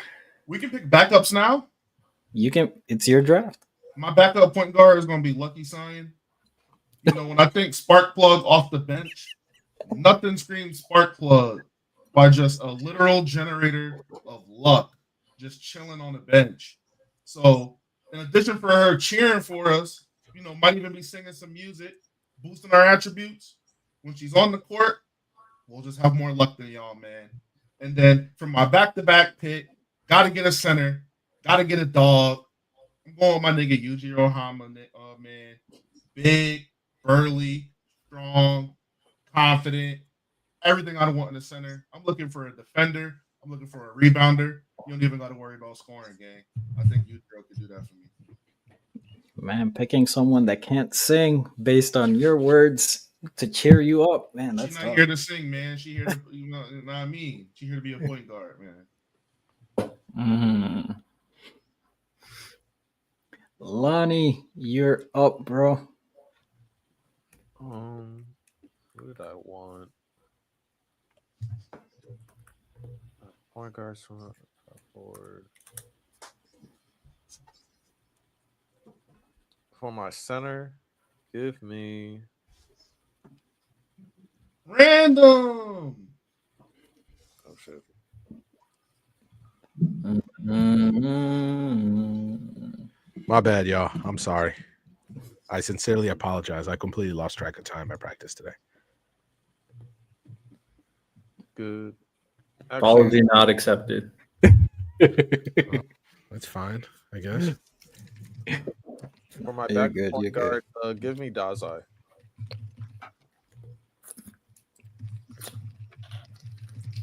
Is that with a Z or S? IZAI. IZAI?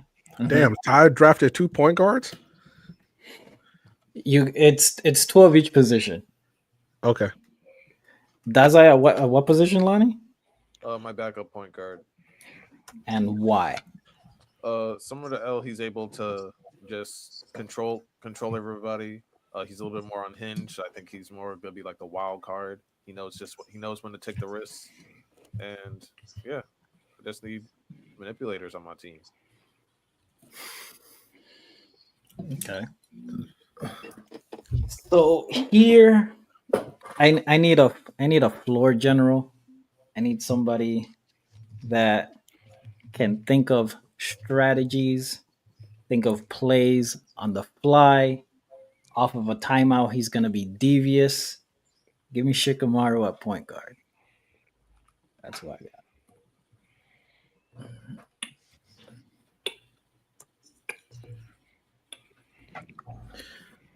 All right. Let's get our backup small forward. Another very versatile individual who could do so many things. I already explained it. Someone who could do it all. Can do offense, defense, healing. Could be a leader. Could fall in line and work with a group. Could just do it all. Give me Freerin for my backup small forward.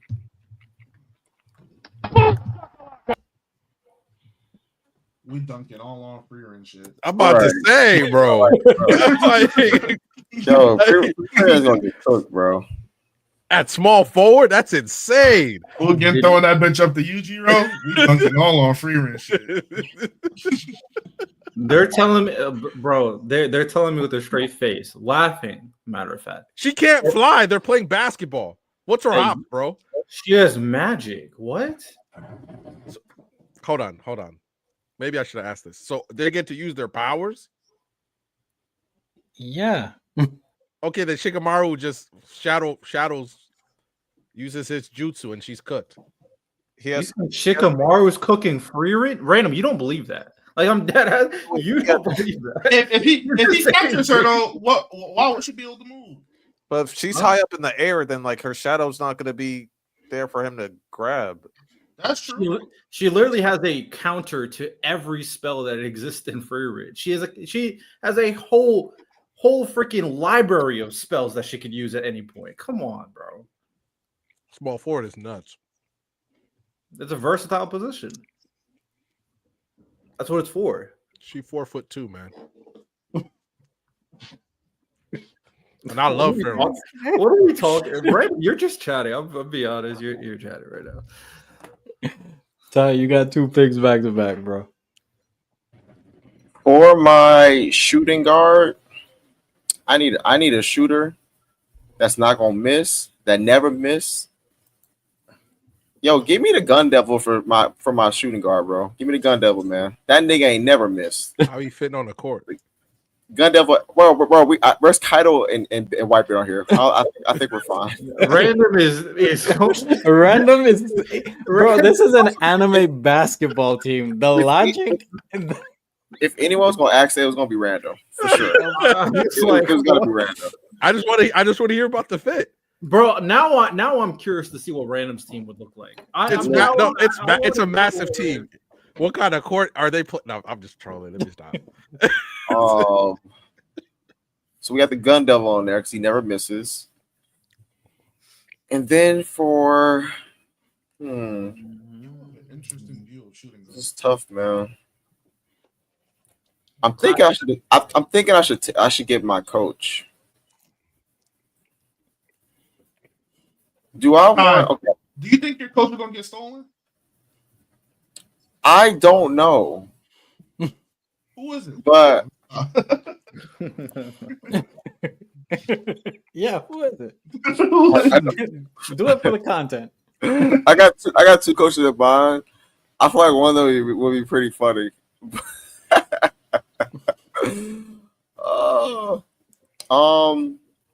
Let me think.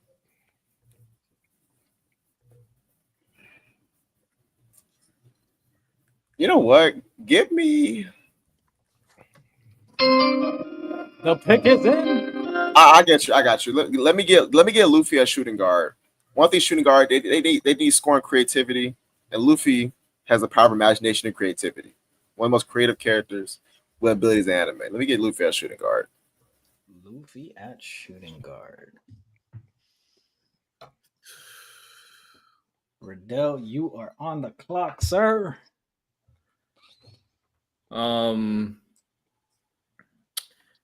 I will go center. The way I characterize center to make it very simplistic, I made it kind of similar to what people have been saying. Final boss type, last line of defense, can handle business, of course. I'm going to go Yuha from Bleach as my center. Obviously, a final boss. Obviously, can handle so many different abilities. He has one of the most broken abilities, being able to mess with time, of course.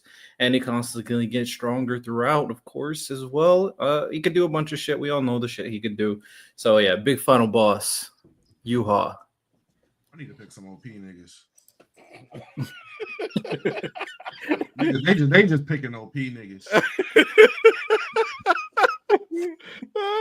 Like Yuha is every bit of 5'8", about to be center.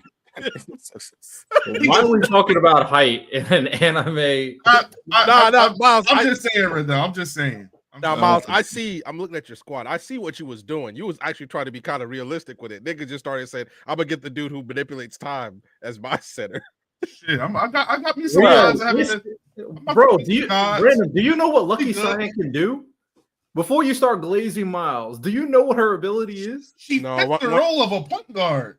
She looked like No. a point guard. She moved like a point guard. She thinks like a point guard. Lucky Cyan will be a point guard. No. This is an anime roster. That's fine, but I'm asking random before he starts glazing crazy for Miles. Do you know? Why are you hating? Because I like Miles' team. No. You said he's trying to be somewhat realistic. How is he being realistic? Let me hear He's very realistic. Yujiro, if you saw He's on Yujiro, my list. yeah, if Yujiro walked up to a basketball court and he said in playing center, you'd be like, yeah, that makes sense. Because he's a human that has no powers. That's why it's realistic. No, Because he's a big imposing because he human fits the with mold. no powers. He has other people on his list, like Lucky Cyan and Accelerator. Okay, are they like 6'12", but they play point guard? No. Like Miles, maybe you can explain it to him. No, there's no explanation, bro. Random. I'm just picking niggas that I felt fit the bill of basketball players with unique skill sets. I wasn't trying to. You can pick a god nigga to do anything, like right. But that's what I'm saying. That's why all I said was I'm gonna pick some more OP niggas because my list is lacking OP. I need to get like 3 or 4 gods for the remainder of my picks. No, I mean I characterize my premise. The final line of defense when it comes to a center, that's their job. 5'9". We move. Miles is nasty, and random is feeding into it, so it is what it is. What you got a 5'9" center? I don't know why you get mad at me. But no. You said something ridiculous. You said something ridiculous, and I called it out. That's all. All right. Sauce sees what I'm trying to say. That's cap. That's crazy. So That's cap. all right, so I'm gonna go small forward. I need somebody. I need somebody that's versatile. I need somebody that is smart, decision making, aggressive. Give me Itachi at small forward. That's a good pick.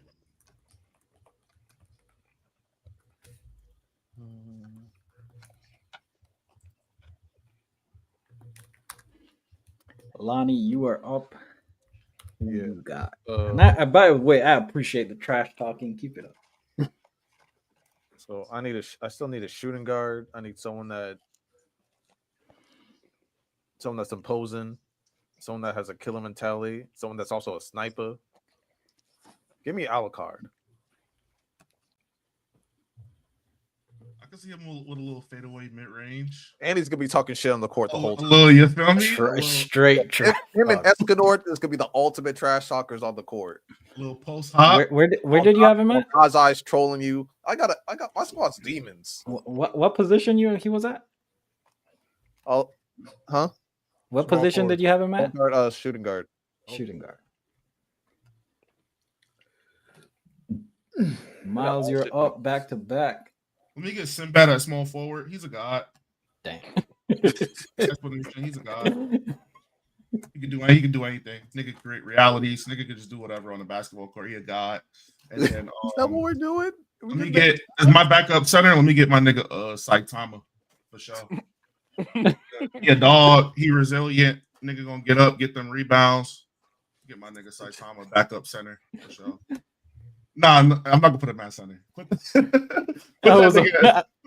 him. I'm not nasty. Put him at shooting guard. Okay. So both your point guards and shooting guards are selected. Gotcha. Lonnie, you are up, sir. Can I get All Might at center? Great pick. Specifically, the All Might that was fucking up Bakugo and Deku. Keep some Gatorade on deck. You know that nigga be running out of gas. Mm-hmm. Kaido put in another hole in his chest. I'm just letting you know that. Damn. Okay. All right. So I'm gonna pick my backup point guard. I need somebody that can bring energy off the court. I mean, off the bench.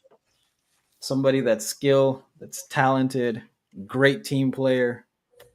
I'm going with the OG Naruto, bro.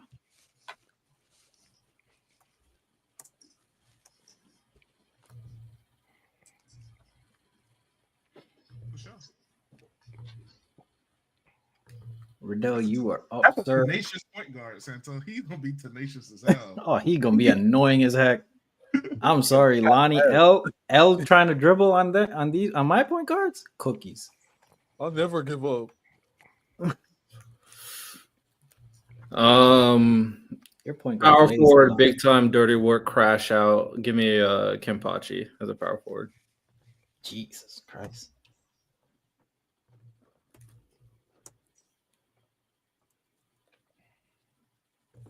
Kempachi at power forward.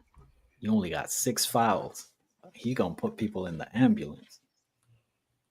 I want to get my 2 power forwards. I want Mount Lady from My Hero, and then I want Diane from Seven Deadly Sins.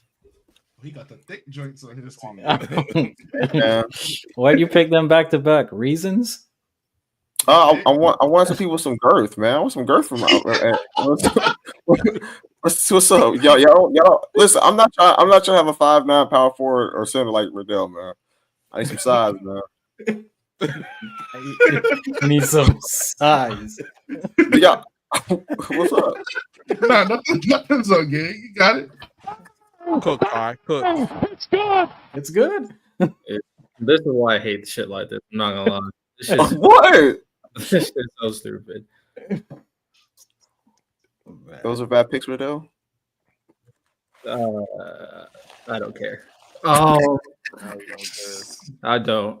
I'll go point guard Norman. I want you to know I care about you, Riddell. Hey man, appreciate it.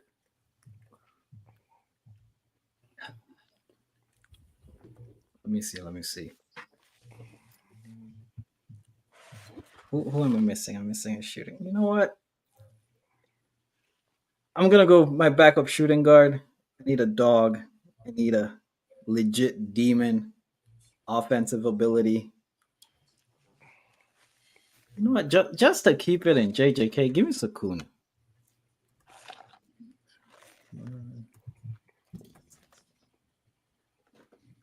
You gave me an interesting idea, Sansa. A very interesting idea indeed. The trash talk's gonna be insane. I need like a good six-man scorer. Bucket getter off the bench. Who's someone that like move? Oh, give me Spike from Cowboy Bebop. He be juking people in fights. Who you got in my shooting guard? My backup shooting guard, yeah. I respect it. All right, Miles, you're back to back, bro. For my second small forward, I want Archer from Fate. He's just a copycat. He can copy his matchup. He can copy pretty much any matchup on the court. He can kind of fill what we might need with his skill set. And then who do I want? Oh, I don't have no power forwards, right? No, you do not. Perfect. My first power forward, man, it's gonna be my nigga King from One Punch Man. Big dude, tall. He looks scary. You feel me? And then at the end of the day, if shit go wrong, he got his dynamic duo Saitama on the court. For some reason, whenever King's in a pinch, Saitama's there to save the day. So I got King. He reliable. Bro, using a Marvel Rivals team up right now is insane. Yo.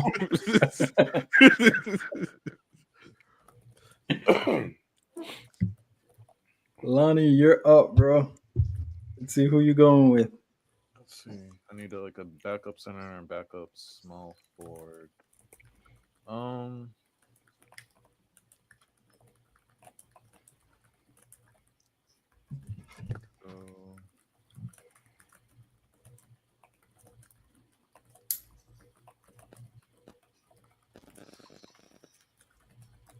Give me what is his name?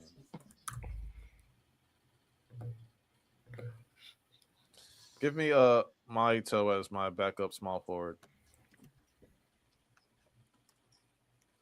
Another very versatile being. He's touched everybody on the court, everybody dying. Yeah. Another shit talker. Everybody's dead. Like everybody's dead. Literally the last man standing. Yeah, another shit talker too. Yeah. Lonnie, your team picking up all the texts. I'm just letting you know that. Oh, right absolutely. now. Mahito's not making it through a game. Mahito is going to be the Draymond Green. We the 90s Pistons. All right. So I'm going to go with my backup point guard. I need somebody that is, like I said, willing to fight, willing to do the dirty work. And also, I need a hero. Give me Garp at my power forward. For sure.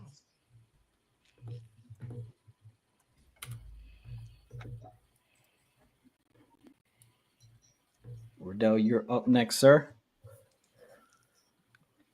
Give me Reborn for my shooting guard.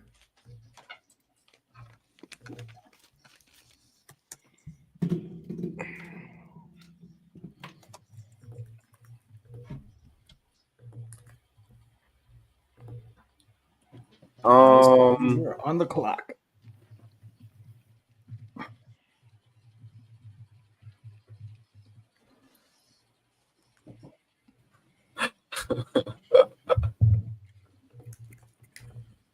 Oh my god, we can really be as ridiculous as we want, because why not, right? Mm-hmm. Why not? Why not be as ridiculous as possible? Because like Random said, how are all these niggas fit on the court? I have no idea. Exactly. That's all. That's why I was looking at Miles' team the best, because his team actually was starting to, at least before he's like, all right, I just got to get some OP niggas, and he still fits. Like his team actually makes sense. My team makes sense. I think my team makes sense. I think my team makes sense. Shooting guard. I got All Might and Escanor like power forward. I think everybody's team makes sense. I'm questioning center, man. 5'9" center. I'm questioning L's athleticism in this contest. Oh, cookies. You're straight cookies. He's Bro, not getting past half court. We're gonna do him like Jeremy Lin. At my center, my final center, give me Bertolt the Colossal Titan. No, Armin. I want Armin. Armin as the Colossal Titan. Just have that nigga stand in front of the goal. Armin, put parentheses Colossal, man. I need that people know that he's. By the way, everybody burning to death on the court. But Titan, man. You know what I'm saying? Give me that Colossal. Try to score on that, man. That's all I gotta say.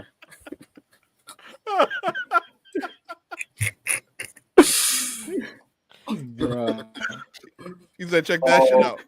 Oh, fuck. Let me think. Now I need two small forwards. Well, one of my small forwards, give me Miera Leone from Black Clover. She's relentless. I need a relentless wing. Give me that. I need that. She played defense. You know what I'm saying? Like she a two-way. She a two-way slasher, bro. I ain't gonna lie. Give me Miera Leone, man.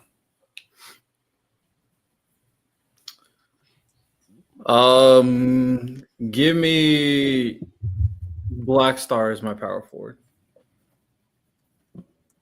Black Star at power forward. Interesting.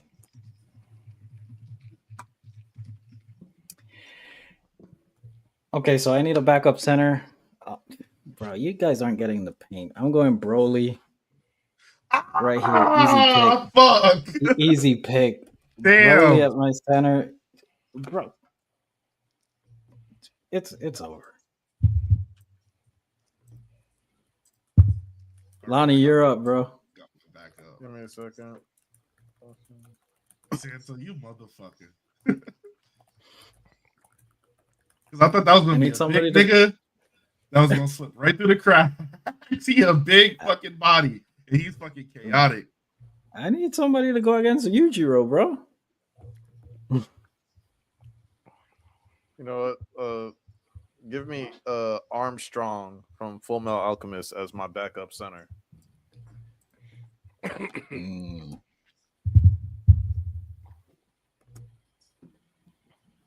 He gonna be posing and shit at halftime. Santo better be the lead sauce. He made this damn game. My second power forward is going to be Thorkel from Vinland. Chaotic, competitive. You know what I'm saying? Big. Thorkel. And what I got left? A C? How do you spell his name? I'm terrible at spelling, by the Got way. it? ELL. And then my backup C is going to be Majin Buu. Majin Buu. Facts. We're going to be absorbing niggas. Pause. when he doesn't make You're right. I didn't even know. I'm sorry. I'm sorry, bro. You were fine. When he doesn't make up for it in like actual height, that nigga is a very, very big body. I think he's pretty. He not tall. He fat as fuck. You know what I'm saying? He can manipulate his body, and then if we absorb the right niggas, who knows what he gonna start looking like? We don't know what we could create. You know what I mean? So yeah, we gonna have Majin Buu on the team. We got chocolate. He gonna make sure we right. Lonnie, you're up.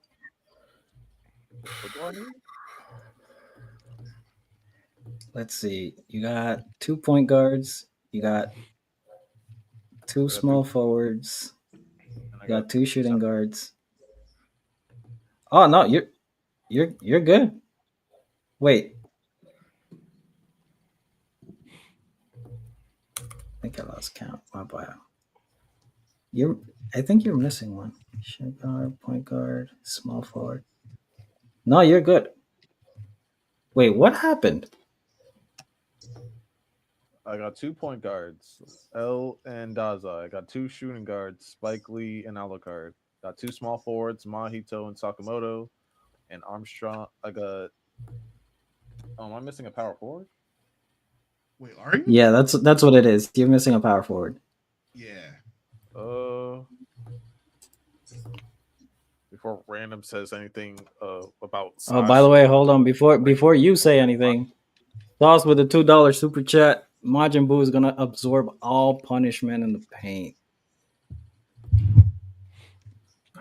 Oh,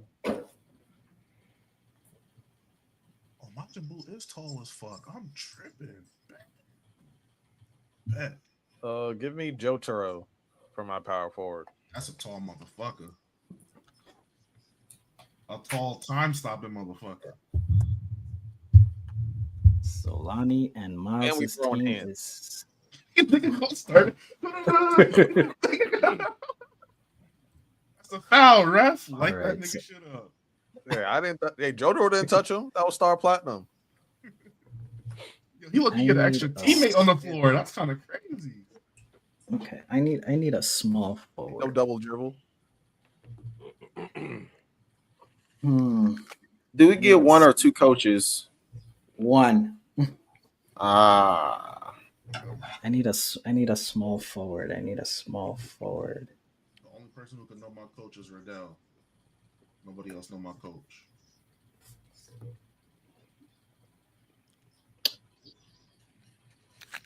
Man.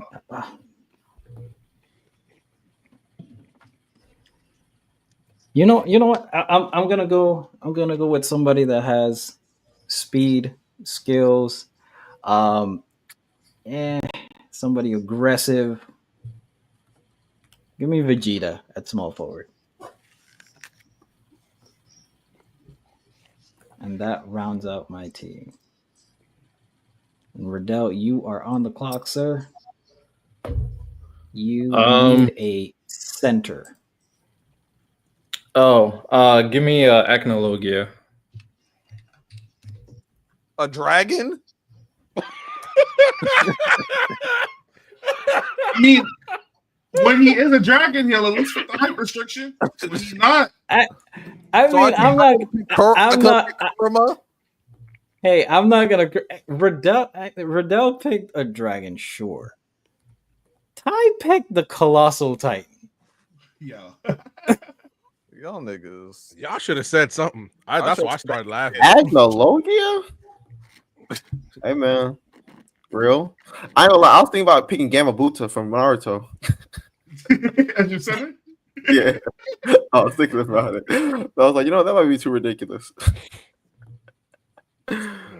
Ty, you need a shooting guard, and that will round up your team. Not a small forward, I think. Yeah, I got A these small small forward, forward. yes. Small forward. And a coach. Yeah. Right. So small forward, let me go Fury King Bradley. I feel like him and Kakashi, because he has the ultimate eye. They're similar to the Sharingan. They'd be a dynamic duo. He's also relentless. That's all I need to know. And for my coach, there's so many options I had in my brain. There's so many options I had in my brain. Now this one, I think people are going to need to see the vision, and that's also kind of a meme right now. So you know what? Let me just do with the meme. I'm gonna go with. to give us some bullshit. I'm about to go with Atari from Sakamoto as a lucky girl. Let me tell you why, right? If she's my coach, everything she draws up will be a bucket because she's lucky. Hey man, her luck is crazy. Everything she draws up will just be a bucket. And matter of fact, I don't know if y'all seen the tunnel effect meme going around, but when you try to block one of her player shots, you just go right through them because of the tunnel effect. I don't make the rules, man. The author talks Sakamoto days though, so give me her as like coach. Every place she drops is gonna be a bucket. All right. Your team's all squared away. Riddell, we need a coach for your squad. Give me Koro Sensei.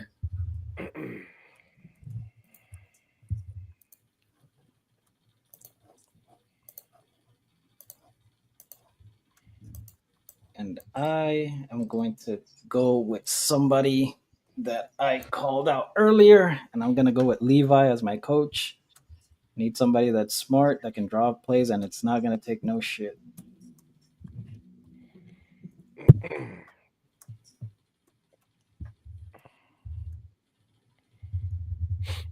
Lonnie, who you got as your coach? I'm not gonna lie. Since I was just reading Sakamoto's right before this, Ty took my pick. Then I was like, all right, I'll go Koro Sensei. He took my pick. So I'm just gonna keep it toxic. I'm going Johan. He's gonna manipulate the refs. He's gonna talk shit to the opponents, and we leave it with body bags. Yeah, Johan. Lonnie, your team getting bounced in 5, bro.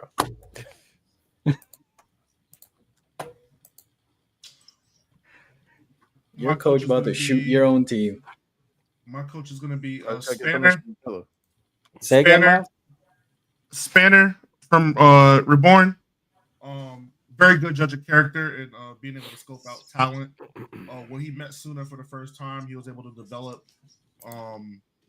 help him develop his ultimate technique. So I can see that he has he'll be able to coach, get our team on the right direction. He has stocks in the healing field, robotics. He's going to be our coach, our doctor, pretty much everything. He's a strategist. He's real smart. Yeah, I got my guy Spanner, and he always has candy too. And Boo likes candy. So. Well, ladies and gentlemen, this is our squad for the Anime NBA Finals draft. Something fun. I want everybody to go down the line and say why your team is the best, why your team would win. So we're going to start it off with Ty. And he just left.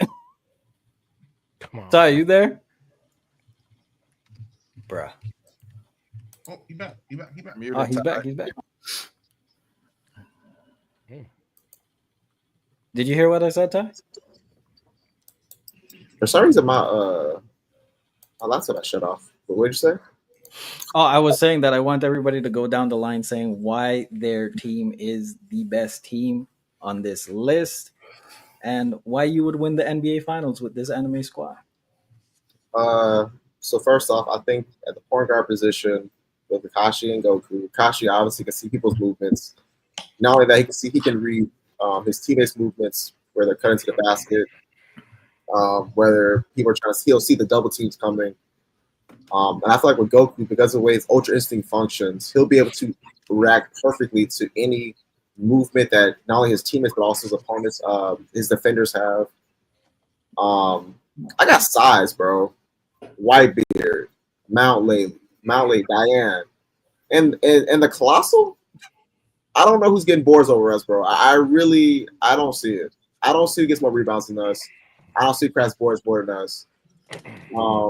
Then we got the Gun Devil who never misses, is the ultimate shooter at shooting guard, along with Luffy, because you need to score with some creativity. And Luffy is Mr. Imagination Boy. And then we have the ultimate coach, Atari. She's one of the luckiest characters in anime as part of her powers.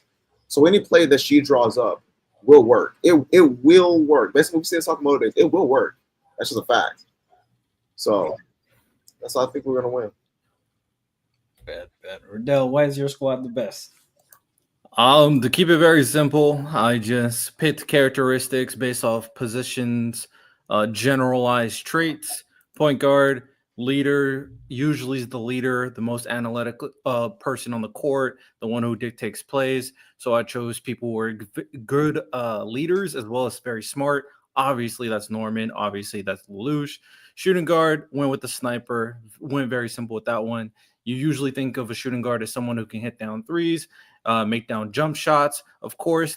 So I went with people who are snipers. Lily Barrow, best sniper in Bleach, one of the best snipers in anime, period. And Reborn, probably the best person with a pistol in anime, period, as well. Small forward, versatile role where you could do everything on the court. It requires you to be able to fill in the holes of the team for the most part and handle any role based off whatever the situation requires. So I picked versatile individuals who could do a lot of different things in general for anime. That is Rimuru, that is Frieren. They can do a lot of different things, offense, defense. Hell, they could heal people. They can become a leader. They can work with the team. They can do so many different things with a variety of abilities and experience. So that's pretty self-explanatory. Power forward, I need my crash out. I need my Draymond Green. I need my guy to do whatever needs to be done, to get dirty work, to do just be the mean guy on the court. So I went Kimpachi and I went with Black Star, I'm pretty sure. So, I mean, that's pretty self-explanatory. And then center, last line of defense, the final boss. If you pass throughout the entire team, you have to deal with us. So I went with the individuals who are the final boss, the entities that define their series, the characters that took an entire squad of individuals to take them down. And even then, you needed some power friendship type shit to even score on them. So I went with Acnologia and Yuha Bach from Bleach. Bet. So for my squad, I think I got the winning squad. I'm not gonna cap. Am I being biased? Sure. So my coach, Levi, great leader, proven leader, willing to give up every limb to get the win. Not gonna take any shit from any of my players. And reason I'm just going dirty, bro. Like you're not getting in the paint. I got Garp, I got Kaido, I got Guts, I got Broly. Like it's gonna be a problem if you just come in the paint. And I also got, a little bit of a cohesive strategy that I'm going with. I got my point guards in Naruto and Shikamaru, who has chemistry with a little bit of Itachi as small forward. Great offensive power, can survey the court, just do great things. I also got my shooting guards. When I need a punch of offense, I can either go Gojo, I can go Sakuna as well. Just an overall balanced, powerful team, and I'm the best. Lonnie, why do you have the best team, sir? For my point guards, I want people that were manipulators, people that can read people and break people down. So I went with El and Dazai, some of the best manipulators in anime, and strategists. Shooting guards, I wanted scorers, snipers. That's why I went with Alucard. Also, like how imposing he is, and then Spike. how he jukes everybody. He'll be like a little mini Kyrie, or well, he's off the bench. He'll Jamal Crawford. Small forward, I want versatility, someone that can like do everything. Sakamoto, he fights with literally everything, whether it's paper, a stick, coffee, water, doesn't matter. He'll find a way to use it. And Mahito too, versatile body, kind of like an evil Luffy in terms of like how he can just manipulate his body. Also, they all talk shit except for Sakamoto, but they all talk shit. Escanor, imposing. Himothy, talk shit. All Might, Himothy, Armstrong, OG Himothy, Jotaro, Himothy. You get the point. They all talk shit. They're all versatile. And then Johan, one of the greatest minds in all of anime. He's gonna be gaslighting the fuck out of the refs and the other team. And yeah, we're just gonna win through mental warfare and versatility. So All right, Miles. Last but certainly not least, what do you think you have the best squad? Going into my team, I was trying to create a duality at the positions, where one is more of a uniform kind of traditional player, and the other gives you a more chaotic edge, just so we're constantly throwing different looks at the enemy. So at my point guard spots, my first point guard is Accelerator. You're a very typical point guard. He's going to be a floor general. He's there to distribute, set the plays. He's very analytical, and he can also control vectors. So we'll be able to throw very unique, creative passes that you won't be able to really intercept or be able to predict. And it'll also allow him on the defensive end to be able to, get steals, get in the lanes, because he'll be able to change the trajectory of the ball at any given point in time. And then my backup point guard is Lucky Cyan. When I think spark plug, I think somebody that's going to come off that bench and rally the team, invigorate us, make a miracle happen. I think that's literally Lucky Cyan in a nutshell. Except with the addition to provide luck, we'll be the luckiest team on the basketball court. We'll make Ty's Colossal Titans slip. Mahito's powers just won't work. Itachi is going to not be able to see for a play. Very unexplainable things will be happening. Moving along to my shooting guards, got Mugen, very creative. He'll get to a bucket by any means necessary. Throw the defense off with how unpredictable he is. Then my other shooting guard is Saitama. High physical stats. He's getting to the cup. He's shooting it. You know what he's doing. You're not going to be able to stop it.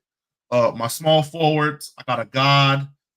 He can pretty much make up for whatever we lack with his godly powers through the use of his gen. And then I got Archer, who's the copycat. He'll be able to pretty much either copy his matchup, copy anybody else on the court. My power forwards, still sticking with the same dynamic. I got King, big dude, a lot more passive, a lot more cautious, analytical. He'll be surveying the floor. He'll be making sure anything wrong doesn't happen because he's always terrified. Whereas on the other side, I got Thorkel. He's welcoming a challenge. He want to see Whitebeard. He want to see Kaido. He want to see everybody. He's with it. He don't care if he loses a hand, an arm. He's going to be on that court no matter what. And then my centers, Yujiro, the demon, enough said. And then I got Majibu, man. We give him some candy. He'll do pretty much anything we need him to do. He can take an insane amount of punishment. His body can change as the course of the course of the game goes along. He might get a little bit taller. He might become a kid. It's unpredictable what will happen. But we're mostly here for the big body. And then my coach, out of all of the people here, my guy's actually coached. So I'm just leaving it at that. Well, these are our squads. Chat will be making a social media post, putting that in. You can let us know in the comments who has the best team and who would you guys pick to go to the finals and win that chip. Let me bring this down. But yeah, that was our main topic. Is there anything else you guys would like to talk about? Well, I want to know who does Random have winning.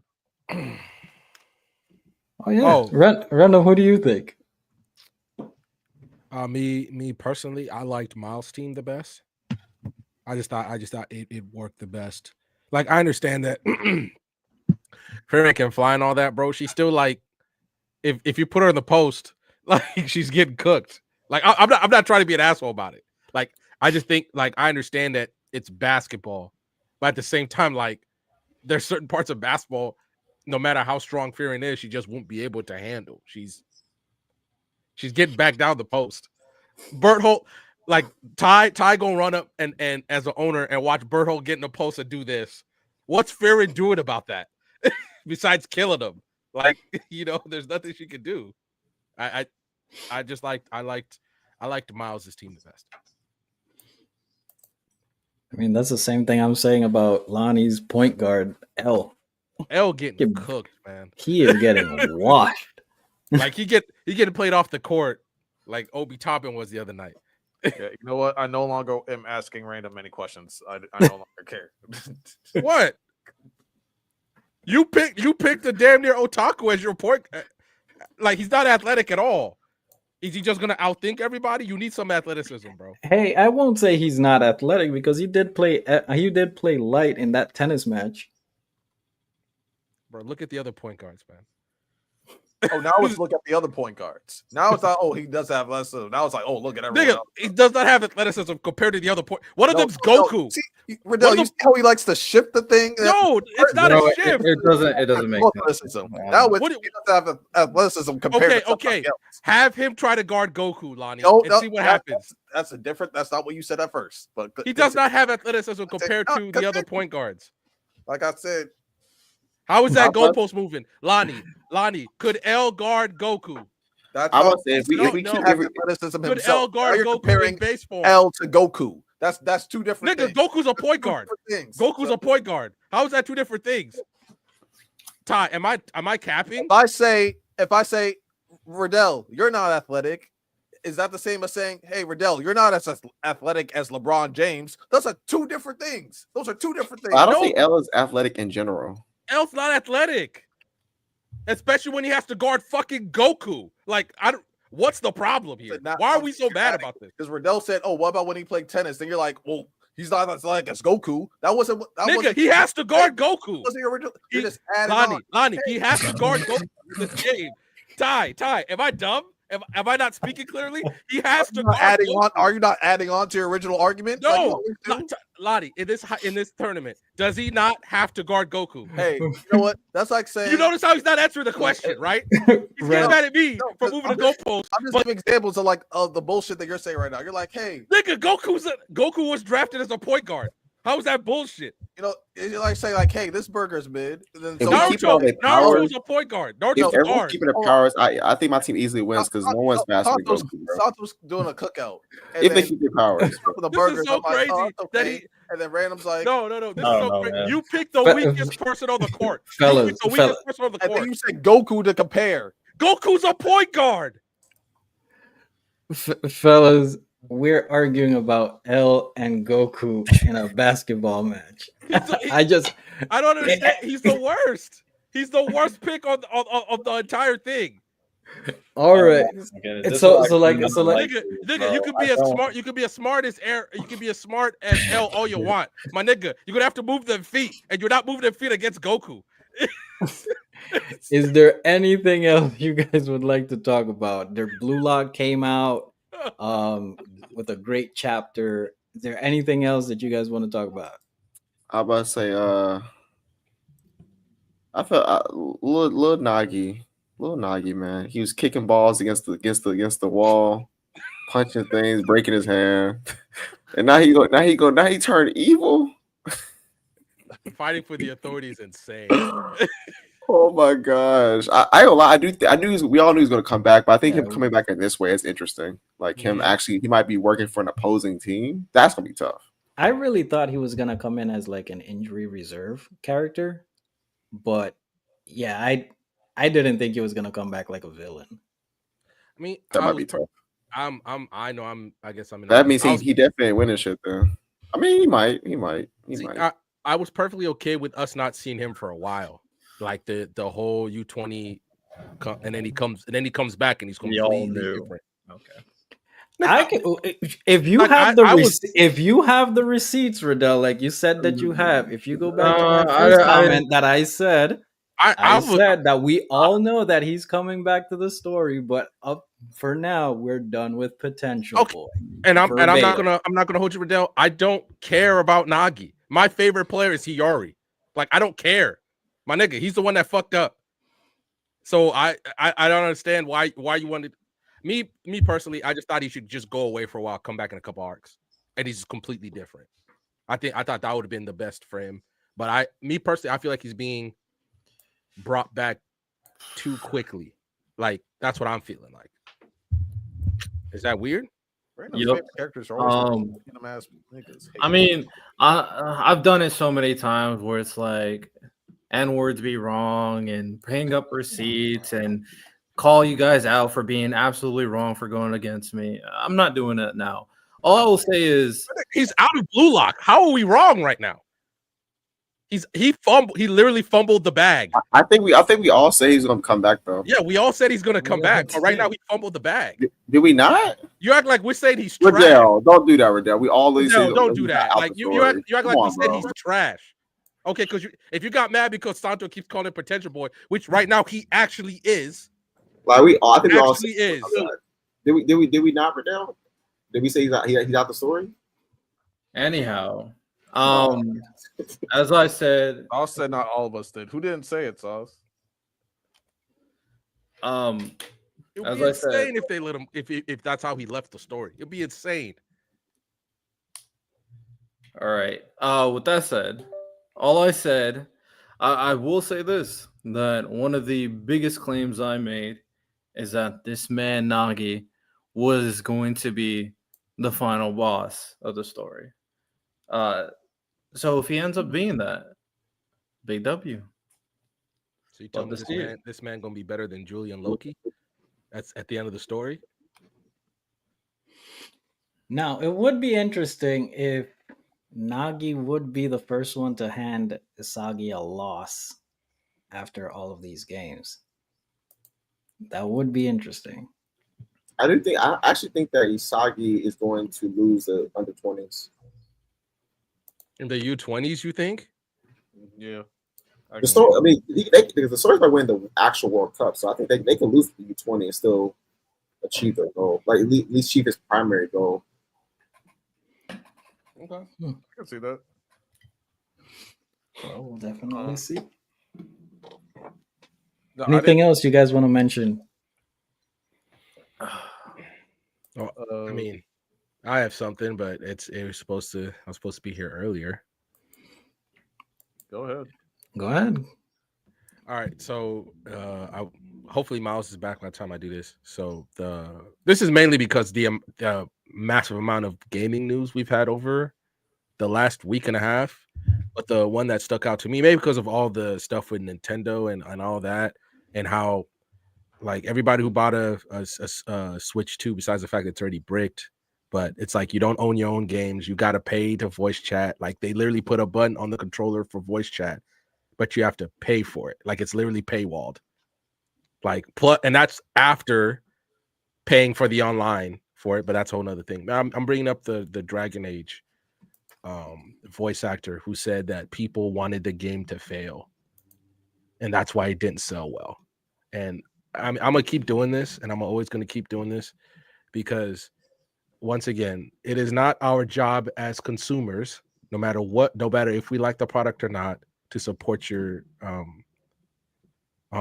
product outright. Like the answer is very simple. You alienated your core audience.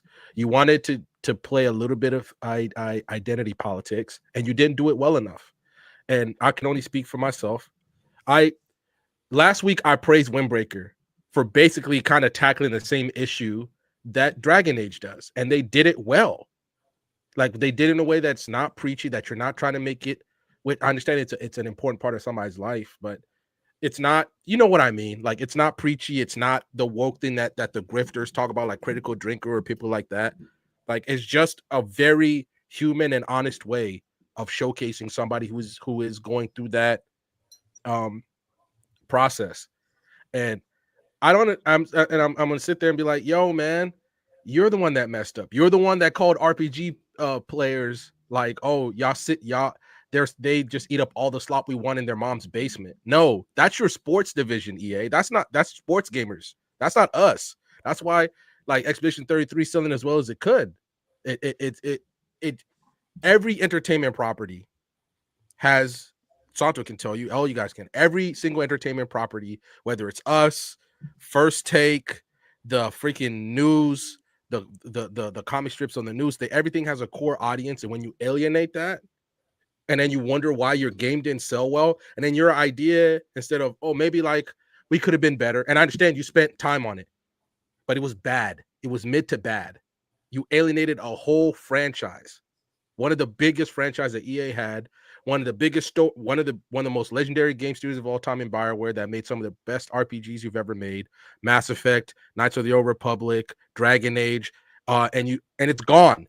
That legendary studio is gone, and it's our fault for some reason. We weren't in the trenches with you making the game. We trusted you. That's why we pay you the money.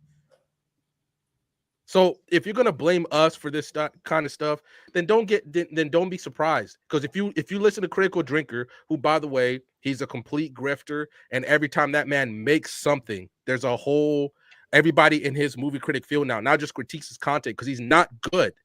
So if that's who you paid attention to, then that's your fault. That's the what do we call it? The loud minority. I represent a group of people who wants to see unique stories. That's why I like anime. I want to see unique stories. I want to see things. I will praise every time, because I'm not a part of that community, every time it's depicted well. And I'm also going to criticize when it's bad, because, oh, guess what? Other people in said community are criticizing those things that you did. Look, gaming right now, besides the showcase and all that, it's in a weird transition because Nintendo legitimately it's just screwing people in the ass, but with how they're running stuff and how other people are starting to adopt it, and I'm worried. So I'm going to keep fighting this fight. I'm going to keep doing it. It's not our job to like it just because it's not our job to like every product that you make. You got to also put a good product out there. That's why Helldivers is doing as well as it did. Expedition 33, even the other one, Lonnie, that's on Game Pass, South by Midnight, which is actually it's actually a very black game that's set in the deep Louisiana South, and I want to play it because it's great. I've heard nothing but great things about it. But just because you make Madden, I'm not obligated to like it or whatever. Just get better and accept criticism and take accountability. Thank you. Game creators, studios, be better. It's not that hard to just say you made a bad game. You thought it was going to be way better than it was. You oversold it. And then all the stuff that you made, the trailers, the gameplay stuff, people didn't like it. And then now you're surprised that the game didn't sell well. That's the stuff that you're putting out. Yeah, that's just something studios do from time to time. Be it movie studios, be it gaming studios. They're always going to look for a scapegoat or a reason why something didn't produce. I hear your beef with the Veilguard stuff. What's your beef with Nintendo? It's just how their business practices right now. I just don't have the time to talk about it. Like, I posted a few things, but just learning more and more about everything that's going on, I'm just not. I don't think I'm ever going to buy Switch 2. I just have to say goodbye to Fire Emblem. I have the Switch 2, but that's why I'm curious. Like, what do you have an issue with? I think it's the physical copies, the going away from physical copies and pretty much doing a subscription-based gaming or server-based gaming now. What's wrong with that? Nintendo been doing that anyway. I don't like it. I don't like it at all. I generally think that's the future of gaming at this point. With Xbox bringing out their handheld, I'm pretty sure Sony's going to follow suit. But I'm saying we've seen digital purchases. They've been spiking ever since the PS3. So that's just like a sky's blue thing. And then Sauce, the whole paywall for voice chat thing, that's just not true. The paywall will be tied to the NSO online subscription starting March 2026. So for the entirety of the year, you not only get to play online for free and use the voice chat, but then it'll just be under the same cost point it had previously been, just like Xbox and just like Microsoft charge you to play online as well.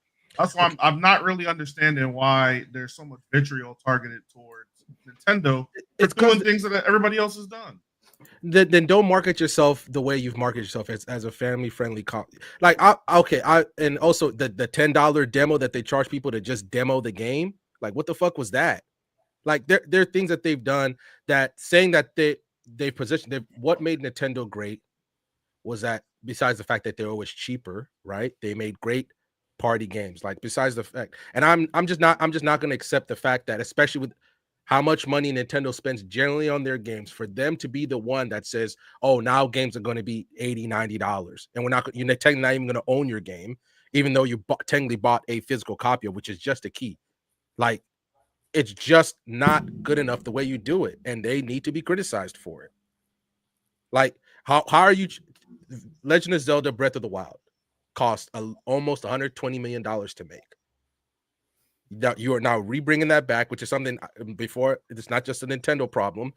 Bethesda did that all the time with all the different Skyrim versions that they brought out, and I'm like, bro, they're just reselling the same game, and we should be criticizing this.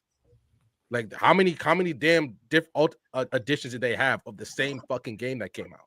How many Last of Us remasters do they have? Yeah, that should be criticized. Also, Last of Us 2 came out 3 years ago? It's already getting remastered. When there are other games that your own fans have told you that we want to see remastered. But no, we're getting Last of Us again. Like the fact that also all the other people, like the Ubisoft guy, said he wants gamers to pay per hour to play a game. Like, what the fuck? Ubisoft, stop making shitty games, then you will stop losing money. Like, say trying to advocate for even more to have people pay even more for games and things like that. That's the ridiculous corporate greed going on right now in the gaming industry. Should be mentioned and should be criticized. I just focus on Nintendo because I'm like a lot. I want to buy a Switch 2, so when they fucking remake Fire Emblem Genealogy of the Holy War, so I can play it. But I won't. I will not support that. I will not support that at all, and it should be criticized.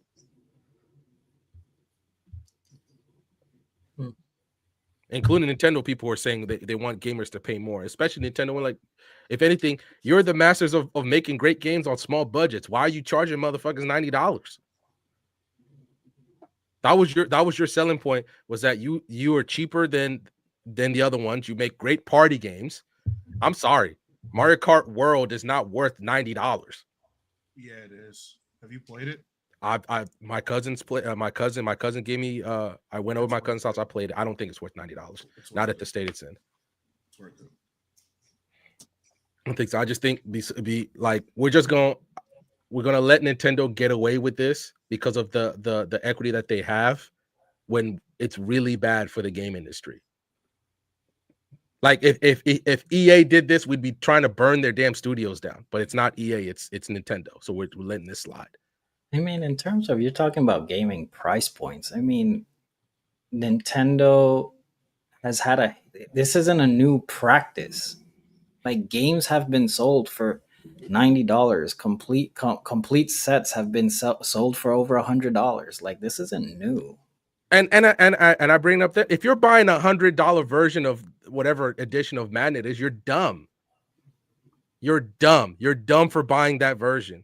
Like, why is that version out for stuff that, whether or not it's Ultimate Team, which only matters for that fucking game, you can't take those credits with you to the next one. Like, it's bad. Like, just because other people do it, like it's people are mad at Nintendo because it's them doing it now, because they were the ones that should never cross that line. They did, and I'm sorry that I didn't criticize them. I'm just criticizing them now, and if as long as they keep doing it, I'm gonna keep coming back and saying, no, this is dumb.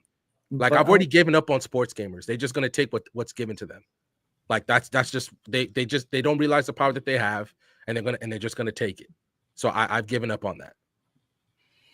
But I mean,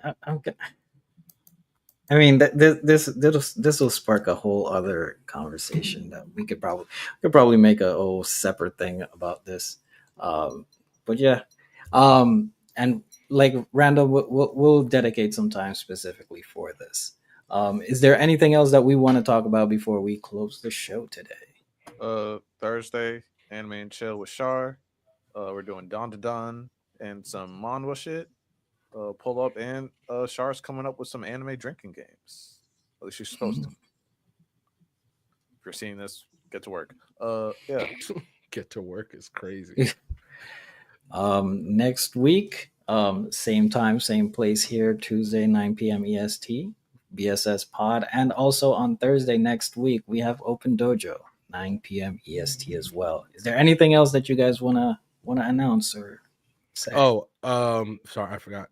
My journey with Miles watching One Piece. It should be up by now. If not, it will be up at the end of tonight. We watched the first 8 episodes. We're supposed to watch a lot more, but just the way it worked out, me and Miles just couldn't link up. So, but we're gonna watch a lot more here pretty soon.